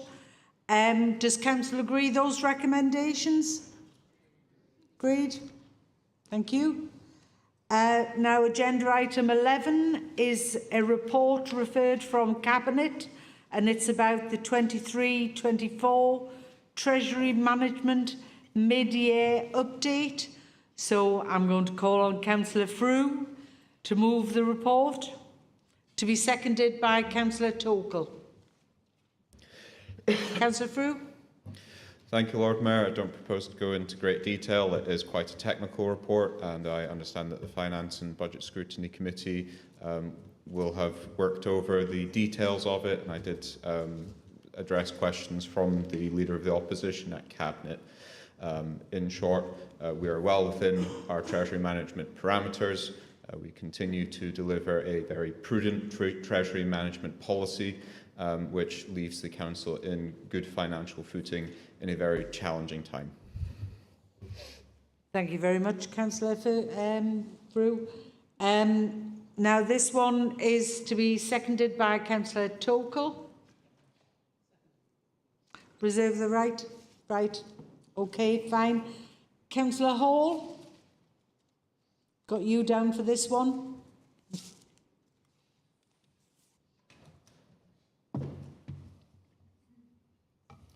Yes, thank you, Lord Mayor, and thank you again for the report.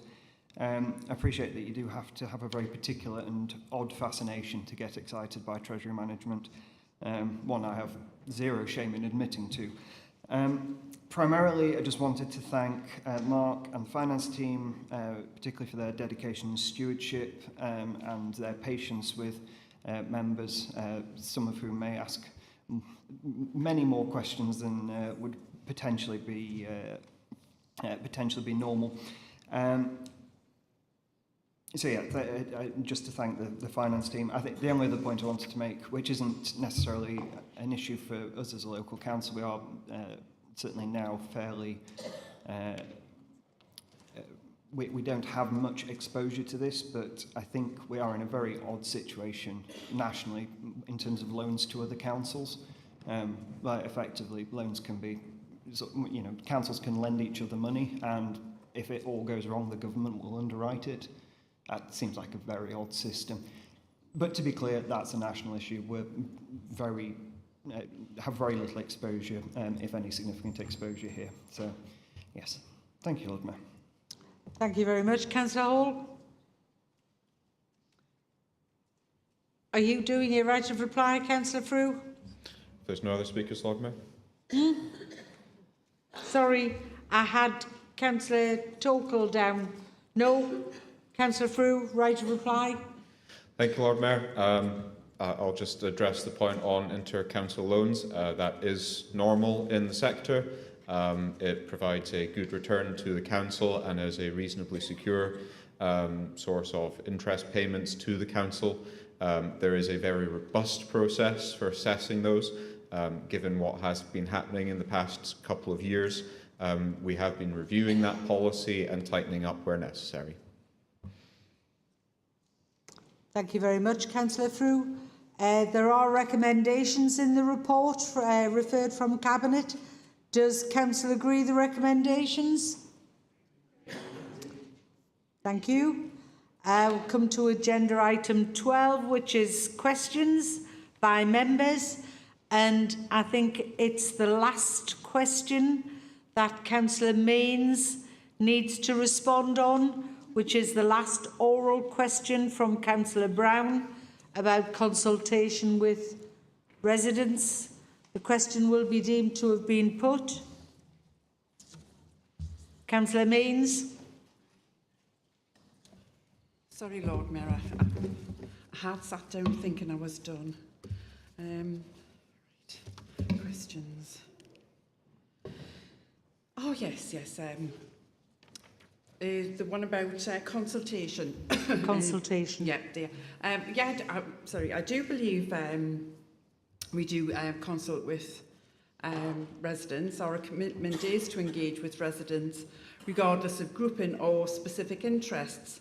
I say decisions that we make as a council have bearing on all of our residents. Councillor Brown, you might recall that I think a similar question was asked to Nick at the last at September's meet by Councillor Ashby. But I can tell you what sort of things we have. We have cross-council consultation and engagement working group that meets regularly during the year to review issues, providing a pool of knowledge for officers who support services and provide a means for staff to coordinate consultation work so that hopefully we minimise duplication. We've developed a consultation dashboard accessible to staff via the internet, which records all our past consultations, present consultations and upcoming work. We've purchased software to enable us to get the greatest possible insight from qualitative data. For example, people's comments and surveys and consultations about their experiences of life in Newcastle and public services. We've got the budget consultation, people's budget simulator tool, and following on from the recommendation of the Task and Finish group on budget consultation methodology, we've also diversified and looked at more ways to do public face-to-face engagement. So examples are stalls in the city, libraries, raising our profile. Recent consultations we've undertaken have been around North East devolution and the housing review. And in that way, we've also diversified some of our materials, for example, into British Sign Language. And prior to delivering on engagement projects such as the budget and the housing review, staff also identified key stakeholder groups, such as older people, disabled people, different communities within Newcastle, and people such as the elders of council and tenants associations do like to have those consultations as part of their usual meeting routine, which we just slot into. So I do think that we do engage with the public and stuff, and I hope that this goes some way to answer your question around engagement with resident groups and interested parties. Thank you, Councillor Mains. Councillor Brown, you do have the opportunity to ask a supplementary question. Thank you, Lord Mayor. And thank you, Councillor Mains, for that response. I would add, and I would ask, I trust you agree that indifference and a lack of engagement are the enemies of a healthy democratic process. But since the introduction of the low-traffic neighbourhood bollards in Jesmond, we've had an abundance of engagement and healthy interest from the residents of Jesmond, many of whom are with us here tonight. But they are being frustrated by an administration that seems unwilling to meet or engage in a meaningful way with the residents. Could I ask Councillor Mains to implore her colleague Councillor Williams, to whom the question was originally addressed, to engage with the concerns of the residents on this matter? Oh, I'm sorry, Councillor Brown. I didn't realise the question had been diverted from Councillor Williams to myself. You didn't mention low traffic neighbourhoods in your question, so I just actually assumed that you wanted a response on what Council does in general. So because LTN's on, as you know, in my portfolio, that is, with Councillor Marion Williams. Councillor Williams, do you want to come in on that? I don't know if that's allowed, Lord Mayor. No. I was given a written question. I think the question is down to be to you, Councillor Means, not to Councillor Williams. If Councillor Brown has a question to put to Councillor Williams, then you can do that by email. Now, are there any further supplementary questions?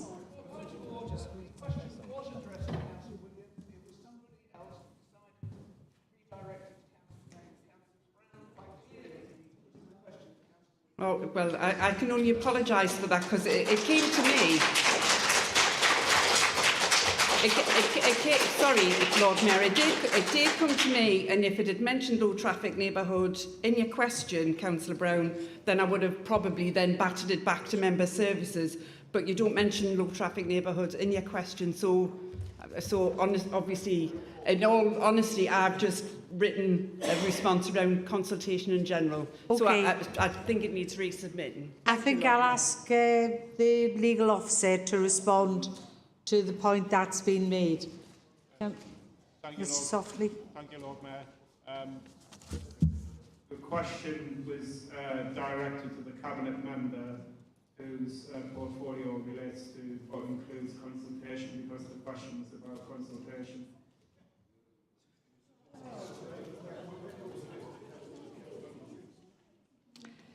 If there's a more specific question that Councillor Brown wishes to ask to Councillor Williams, which is about low traffic neighbourhoods, then can I suggest that you be quite specific about the nature of the question to Councillor Williams in that case? It's about engagement.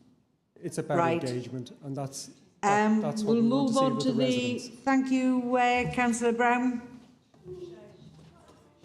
We'll move on to the appointments, agenda item 13 on the agenda. Are the appointments agreed as set out?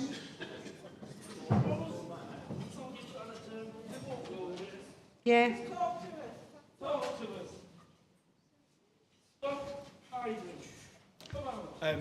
I have an addition to appointments, and that's Councillor Teresa Cairns to go on budget and finance scrutiny, Lord Mayor. Thank you very much for that, Councillor Gray. Thank you. Is that agreed? Thank you. Now we come on to item 14, which is the motions. And the first item, eventually, I think I would hesitate to say, is about warding arrangements for Newcastle from Councillor Donnelly, to move the motion to be seconded by Councillor Mitchell. Thank you, Lord Councillor Mayor. Donnelly. Yes, thank you, Lord Mayor. It has been 90 days since my initial motion appeared in this chamber for discussion. This motion gives residents the opportunity to have their say on the governance of this city. 8 core cities have more residents per councillor than Newcastle. Nottingham, which is the closest in size to Newcastle, despite having a population 8% higher, has 28 fewer councillors. Lord Mayor, there is a recurring pattern when Newcastle is different. We must remember, within this chamber, councillors voted against moving back to a committee structure, away from the cabinet system. This means that we accept that a large proportion of responsibility and power rests with the leader, the deputy leader, and 6 cabinet members. The Boundary Commission made it clear at the presentation to elected members that it does not propose to consult city residents. In fact, it was quite insulting that it did not believe that residents of the city should have a say on the number of councillors, but could, in the later stages, have some input. However, Lord Mayor, it was made clear that we, as a council, could choose to make changes to the governance of the council and that we could invite residents to express their views. We believe that in accordance with the Newcastle Charter and as advocates for our residents, residents should be invited to express their views on the number of councillors. This can be done through the council's website, social media and press release, calling on residents across the city to decide how many elected members the council should have. Newcastle can deliver its business with fewer councillors. As with the rest of the organisation, which has shrunk in size over recent years, all-out elections every 4 years will reduce the costs. Moving to single-member wards will improve accountability for the electorate. In the last boundary review in 2015, the former Leader of Council and then Opposition Leader, Councillor David Falconer, proposed to cut the number of councillors from 78 to 60. Unlike the government, we only have one chamber. Under the Newcastle Charter, it is classed as the People's Forum, and we, as the accountable representatives, are there to be guided by the public. Within the chamber, we have debated the future of Prime Ministers, both present and past. We have discussed world affairs, we vote on councillors' allowances, and soon we will be discussing the fate of 40 council staff as part of the budget. Basically, there are no limits unless you raise the issue of councillors' positions. Let us tonight raise the bar of accountability and allow the public to decide what they think is best for the future of politics in the city. Residents deserve the right to choose the best outcomes which suit them. They have not been included in any of the boundary reviews previously. At this stage, it is time for change. It is time to put residents first. Thank you, Lord Mayor. Thank you, Councillor Donnelly. Councillor Mitchell. Lord Mayor, I am pleased to be able to second this important motion. It is important not for what it says, but because it's proposing to offer residents a chance to consider the way the city is governed. I'd like to start by talking about Councillor Donnelly's proposal. Half of the 8 core cities in England have moved away from a standard 3 members in each ward, with 2 being preferred in the councils that have changed, including most recently Liverpool on the back of a best value review. A large number of smaller wards has the advantage of giving much more meaningful data through government statistical data. Smaller wards will assist in finding more natural communities that fit the new boundaries. Single-member wards give a clearer accountability for the councillor to their residents, and many residents are surprised when they realise that there is more than one councillor in their ward. A reduced number of councillors will reduce the cost of doing politics. If we reduce the number of councillors by the number suggested in the motion, a single councillor in Newcastle will represent the same number of electors in Manchester and Liverpool. Councillors in Newcastle could be paid at a similar level to Liverpool and Manchester and still save money. Nottingham Council has a population slightly larger than Newcastle, but manages to deliver its business with a third fewer councillors, and do we even know why? It is a shame that we do not look at other councils and have a look to see how they run their council with less councillors. Whatever the decision on this motion, I believe that the Cabinet should consider consulting residents on the size of the council so there can be public confidence in the whole boundary review. Thank you. Thank you very much, Councillor Mitchell. Now then, I'm going to call on Councillor Frew to be followed by Councillor Ferguson. Councillor Frew. Thank you, Lord Mayor. I'll first off say I do appreciate Councillor Donnelly's frustration at the length of time that it's taken for us to get to this motion. There is a lot of business in these meetings, and we have to get through it as it is prioritised. And I do agree with the broad principle that residents should be as engaged with this process as far as possible.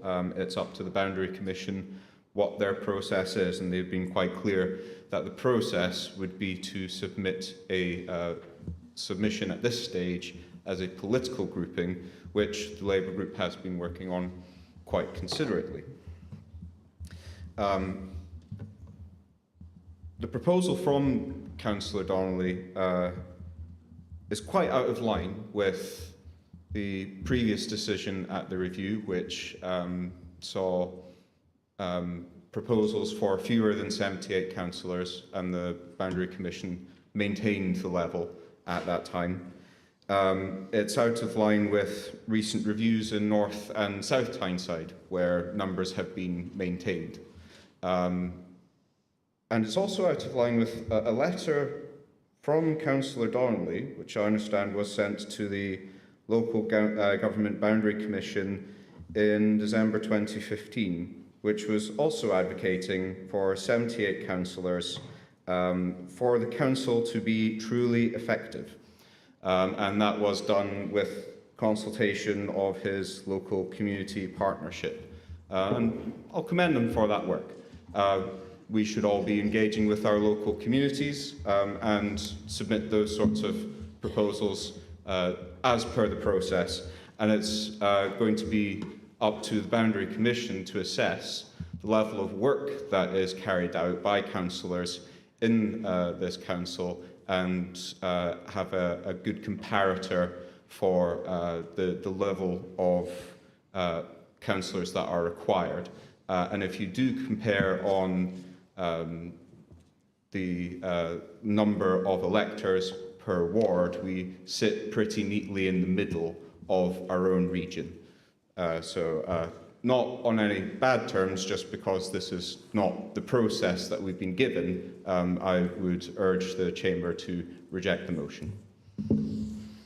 Thank you very much, Councillor Frew. Councillor Ferguson, to be followed by Councillor P.J. Morrissey.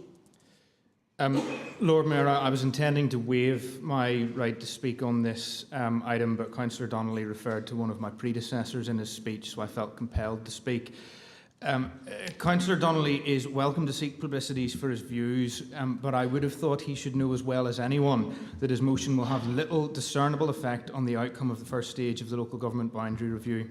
Contrary to what his motion suggests, interested parties, including members of the public, are welcome to submit views to the Boundary Commission, who will ultimately make the decision on the number of councillors in Newcastle. We would encourage anyone with a view to do so. The opposition has long thought it reasonable to assess the costs of and arrangements for delivering local democracy, having brought forward relevant proposals in the past, as has been alluded to. Hopefully, however, Councillor Donnelly recognises that times have changed. We have made our own submission to the Commission consistent with our principles. I hope Councillor Donnelly is doing the same and not leaving his contribution to this motion alone. Thank you, Councillor Ferguson. Councillor Morrissey. Thank you, Lord Mayor. When I first saw this motion as it came out, I just wondered to myself, what's it about? It kicks off, first of all, speaking about 3 seats, 1 seat, other councils, councils here, councils there. And then it finishes up asking for a little increase in salary for the 52 councillors that Councillor Donnelly says that we should have. There is no underlying evidence to support anything that is suggested or asked for in it. He just says, this is what he wants, this is what we should all have and be happy with. For that reason, I urge you to reject this motion. Thank you. Thank you, Councillor Morrissey. You're standing over there, Councillor Gray, I can see you.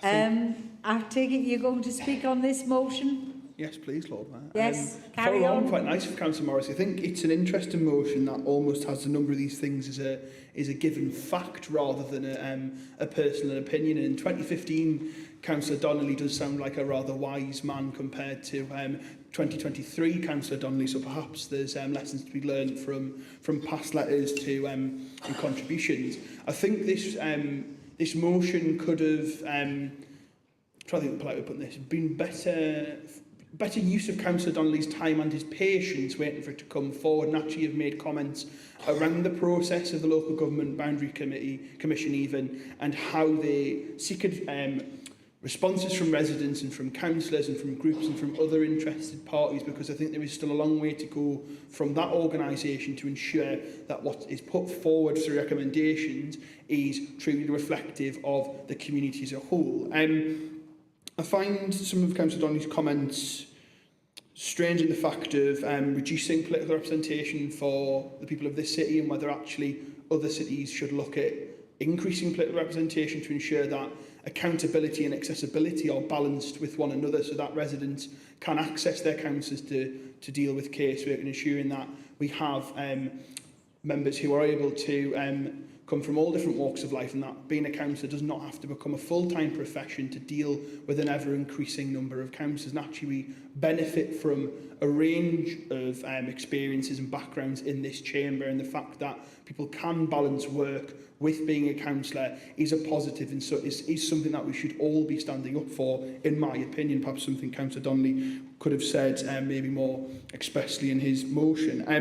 I think the idea of moving away from three-member wards and to elections every 4 years as well, perhaps there's some comments around there of does that is less democracy better democracy, or is it just a different system that Councillor Donnelly would like to see happen? And I think this motion has missed the mark in several ways that I've already outlined, and I think using this as an opportunity to discuss remuneration, I think, is conflating two obviously linked but separate issues, and I think jamming in council remuneration into something around ward boundary issues, I think, does miss the mark, and is a wider discussion that we should be having in politics. But I think there are, there's some interesting ideas in here, but as a motion whole, I find it a rather perplexing one, and the idea that reducing political representation is a good thing is one that I don't quite understand, and perhaps Councillor Donnelly could enlighten us all, or take some advice from 2015 Councillor Donnelly. Thank you, Lord Mayor. Thank you, Councillor Gray. I have no further speakers indicated, so I'll call on Councillor Donnelly to exercise his right of reply. Thank you, Lord Mayor. Firstly, just to answer some of the points which have been put forward, firstly from Councillor Frew and also from Councillor Gray. 2015, I was a West Oak councillor, and as you would expect, I asked my residents what they thought with regards to the boundary changes and review. They said they wanted to keep the status quo. Now, in 2023, I'm a chapel councillor. Asked my residents what they thought with regards to the council numbers. They said it should be reviewed and they should have a say. They were actually quite offended that they could only have a say on the proposed boundaries, demographics of the ward, and names of the ward, but not actually on the number of councillors. And I'm also surprised by Councillor Morrissey. I would never think that anybody would be offended by the word council believes that residents should be invited to express their views. At the end of the day, Lord Mayor, we all sit here in this chamber to represent our residents, and I don't think any of us could profess to know exactly what our residents think or believe about this particular matter. And like I said earlier in my opening address, we discuss many issues in this chamber, and it seems highly offensive to me that we cannot discuss our positions, us as elected members. What are we frightened of? Let's ask residents the question. The question is simple. What should the future governance of this city be? And I just think, Lord Mayor, we should all sit slightly uncomfortably here this evening, knowing that within the council's own plan, it states accountable, putting the people we serve at the heart of what we do. It goes on further to state we will also willingly involve residents in decision making. This means much more than seeking people's views. We will devolve more decisions to local people. Didn't put a proviso on that from Councillor Morrissey, who was saying before he's shocked because this is I Well, I'm sorry, Lord Mayor, no part of that motion says aye. No part of that motion says Councillor Donnelly. What this motion states is, let us ask residents of this city. And I didn't think actually that would be so complicated. As I said earlier, we only have one chamber. In accordance with the Newcastle Charter, this is classed as the People's Forum. Let us ask the very people who we are advocates for about the future governance of this city. Lord Mayor, to finally end, I think it is right for my residents, for your residents, to decide on our future collectively. There are 6 days left. That is sufficient time for the public to tell us where to go. Thank you, Lord Mayor. Thank you very much, Councillor Donnelly. There's a proposal in the motion. Is the motion agreed? No? No? Okay, sorry. Do we need a vote? No? The motion is lost. The next notice of... Sorry?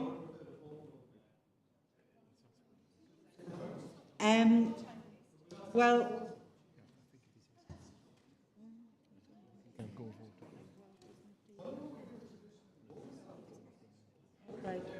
Right. We'll take a vote.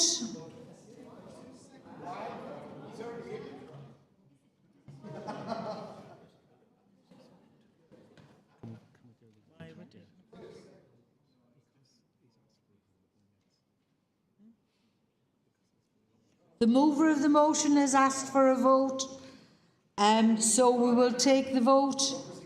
Can you get ready to take the vote, please? I think it's working now.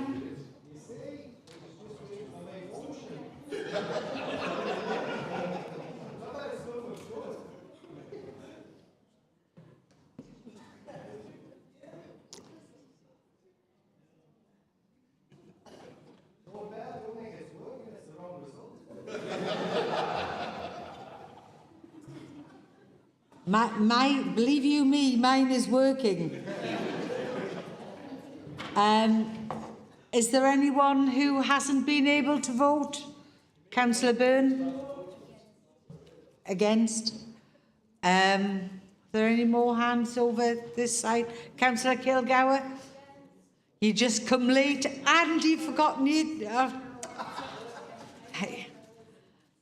Right, against? Councillor Morrissey, PJ, that is. Councillor Avai? Right. Against. Councillor Stone? Any further votes? Sorry? Councillor Haddad? Got that. Councillor Brown? Yes. Fine. Thank you. I think that's lost. So we'll move on to the next motion, which is dentistry is in decay. And lots of things are in decay. But agenda item 15, so I'll call on Councillor Christine Morrissey to move the motion, to be seconded by Councillor Haddad. Councillor Morrissey. Thank you, Lord Mayor. Councillor Donnelly was annoyed that it's 90 days or 9 weeks or whatever it was that he said when he brought his motion. I was actually a year younger when I brought this motion. That's because it's my birthday today. Happy birthday. But I felt it was really, really important. That's why I've asked it to be held over each time, both as a councillor and a corporate parent. I'd like to draw the Council's attention to just a few key facts about the state of dentistry in Newcastle and why tooth decay in children in particular is such an important health issue. At this time, there are 51 dental practices registered in Newcastle, which roughly works out to around 6,000 people per practice. National guidelines recommends between 1,300 and 1,500 patients per practice. Almost 9 out of 10 child hospital tooth extractions are due to decay. Untreated cavities can cause pain and infections that may lead to problems with eating, speaking, playing and learning. Children who have poor oral health often miss more school and receive lower grades than children who don't. Tooth decay can even affect children's growth. And children who experience tooth decay in their baby teeth are more than likely to develop decay in their adult teeth. I'm sure there are few of us who actually enjoy a visit to the dentist. However, in order for children to feel comfortable with, and more importantly, not to be afraid of the dentist, they need to be exposed to regular visits. A lack of dentists is preventing this. The example at home of parents and carers and siblings following the instructions given by the dentist during a checkup helps in encouraging cooperation and supports the child to develop lifelong habits which support their dental health. However, this can only happen where there are dentists available. Presently, millions of patients are struggling to access NHS dentistry, and an acute shortage of NHS dentists mean hundreds of dental practices may have to close in the years ahead. Members of the Corporate Parent Committee were informed at a meeting earlier this year that some of our children who are in foster care are not receiving the yearly dental health check that they should have as their statutory right. This is not because their carers can't be bothered to take them, or their social workers have missed the appointment. It's purely down to a lack of available dentists.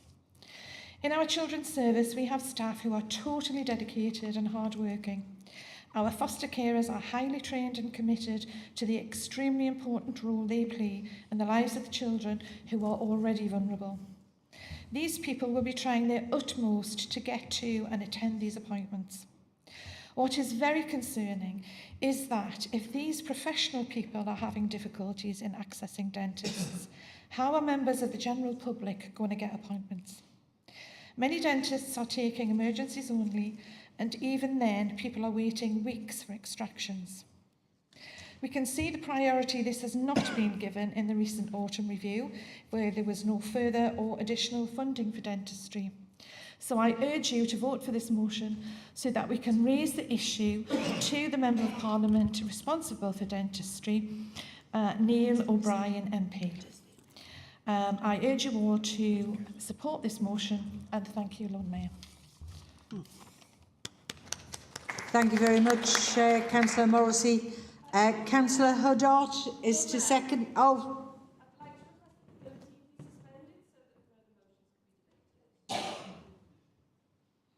Is that seconded? It's been seconded. We'll take a vote on it. Oh. Sorry, Councillor Huddart. It's a procedural motion. It takes precedence. All those in favour of the guillotine being suspended?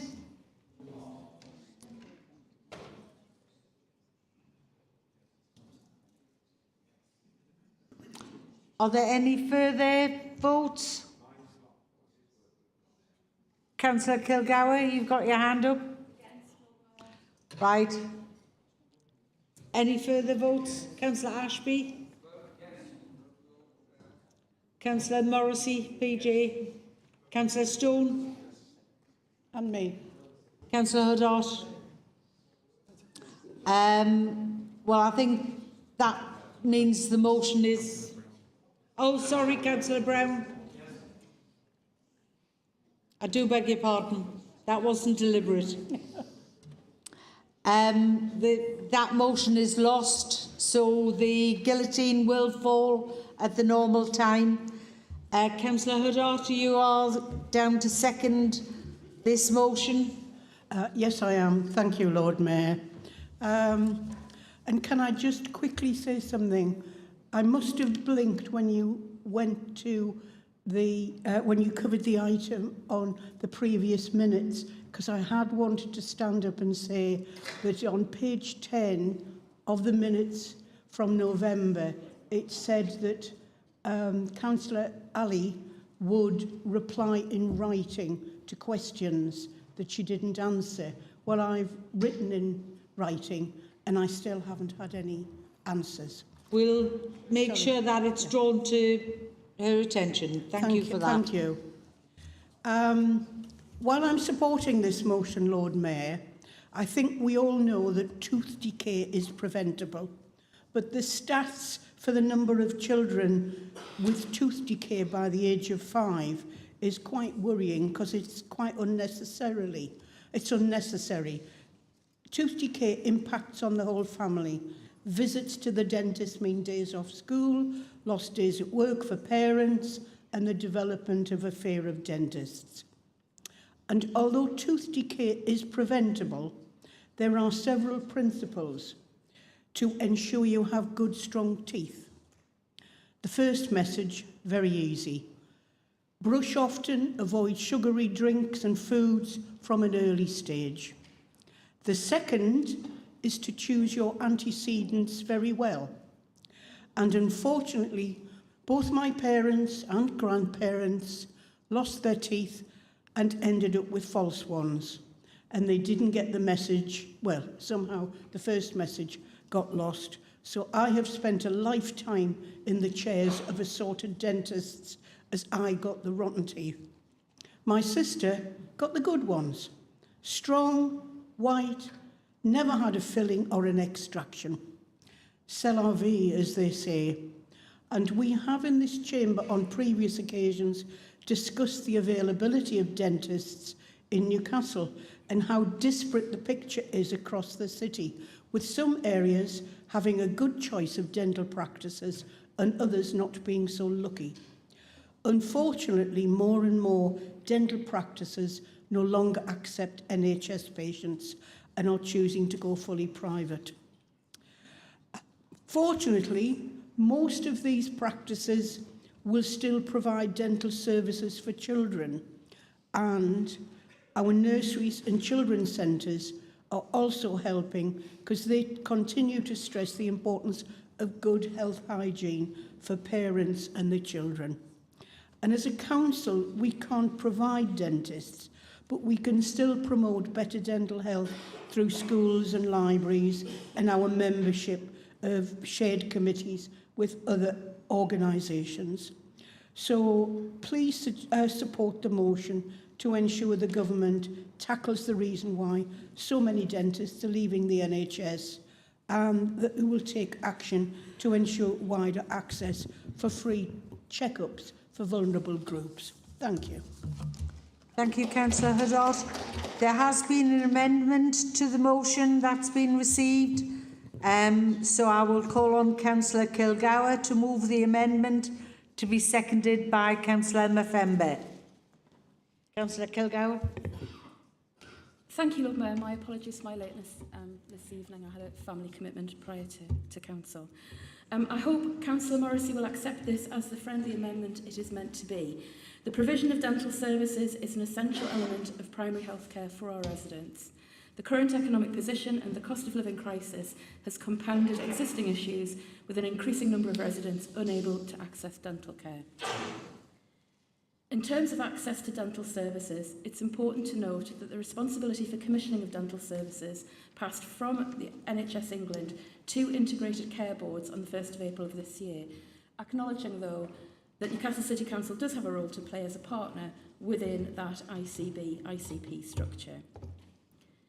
We know that toothbrushing schemes are one way of reducing decay longer term in at-risk populations, noting, however, that toothbrushing in general is a long-term preventative measure. It does not prevent the need to access dental services in the short term or reduce decay which has already occurred. In some cases, parents can assume that as toothbrushing is carried out in early years settings, it does not need to be carried out at home. Schemes need to be planned carefully to ensure that the most vulnerable children do not become even more disadvantaged. And the resources required to provide toothbrushing schemes need to be carefully planned and agreed with all partners and stakeholders. The targeted delivery of toothbrushes and toothpaste is another evidence-based way of reducing tooth decay in the longer term. This already happens in Newcastle, and the delivery of this is currently being reviewed to ensure resources are maximised. There's also work underway to review the provision of oral health promotion services, which can and should include consideration of training for settings which may be interested in setting up toothbrushing schemes or similar. However, solutions to the dental access issue, while urgent, require national changes. And that's why I'm proud to say that when the Labour Party forms the next government, we have committed to providing an extra 700,000 urgent dental appointments and to reform the NHS dental contract, offer incentives for new dentists to work in areas with the greatest need so that those who need an appointment will be able to get one, introduce supervised toothbrushing in schools for 3 to 5-year-olds, targeted at the areas with highest childhood tooth decay, and shift the focus to prevention so that in the long term, everyone who needs NHS dentistry will be able to access it. I hope that offers some reassurance to members that this is a subject we take very seriously. And with that, Lord Mayor, I'll move the amendment and pass over to my colleague, who is the expert in this area. Thank you, Lord Mayor. Thank you very much, Councillor Kilgour. The guillotine has fallen, but I'm following the procedure, so I'm calling one further speaker, and that is the seconder of the amendment, Councillor Mafembe, and then I will allow the right of reply to Councillor Morrissey, and then we will vote. Councillor Mafembe? Lord Mayor, as someone who works at the dental hospital, my colleagues and I feel the pressure of these dental deserts. We have more patients on waiting lists than NHS appointments available, and every day more keep being added on. I have also lost my local NHS dentistry service and am now being forced to pay for private dental care in the same dental practice that I was registered as an NHS patient. With the cost of living crisis, how many will prioritize private dental care over other essentials? Under the Tories, NHS dentistry is in decline. NHS dentistry is facing a crisis of access resulting in decline in oral health. Millions of people are unable to get the appointments they need, and 1 in 10 are even attempting their own DIY dentistry. And I see them every day. Desperate people taking desperate and dangerous measures. We also see a large number of children from deprived areas. Over 400,000 children went to hospital to have teeth removed in 2020 and 2022. I welcome rolling out supervised toothbrushing training for children in our early years settings. Dental students from Newcastle Dental School voluntarily go out to schools to educate the children on brushing their teeth, providing a service called Brush Up. While this is happening in schools, there is also a need to educate parents too, as we see a cycle where siblings are having the same teeth-related problems, and some of the same children keep coming back.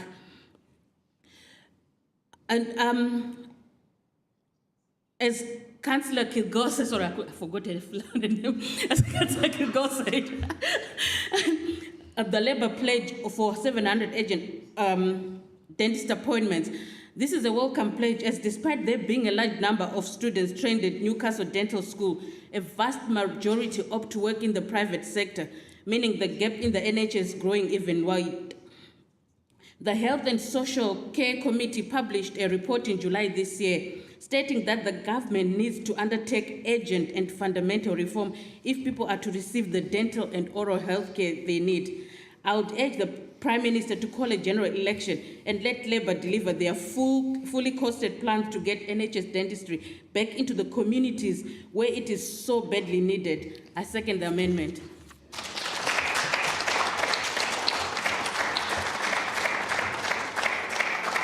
Thank you very much, Councillor Mafembe. Councillor Morrissey, you have as the mover of the motion, you have the right of reply. Thank you, Lord Mayor. I accept the amendment to the motion, and I'm really pleased that it has been included that there will be a rollout of toothbrushing in early years settings that we have responsibility for in collaboration with the dental school and hospital, because as has already been said, the earlier that starts, the better dental health these children will have. So thank you. Thank you very much for that, Councillor Morrissey. That's really helpful, because if I don't think we need to have a vote on the amendment in that case, if the amendment's accepted. So the vote will therefore be on the amended motion. So that's with the amendment that was moved by Councillor Kilgour. Is that agreed? That's agreed. So the remaining business on the agenda is agenda item 16. The notice of motion, this is Councillor Huddart's motion. What do you want to do with it? Hold it over? Defer it? Fine. Notice of motion, 1 million women and girls. Councillor Kilgour. Defer it. Councillor Mains on white ribbon. We'll vote on it without any debate. Okay. Those in favour of the motion, is that agreed? Fine. The notice of motion, PFI, BSF in schools, that's from Councillor Christine Morrissey. Pardon? Defer. Thank you. Apologies. And that means that all it leaves me to say to everyone is have a happy Christmas. Have fun. Enjoy yourself. Thank you all for your attention tonight.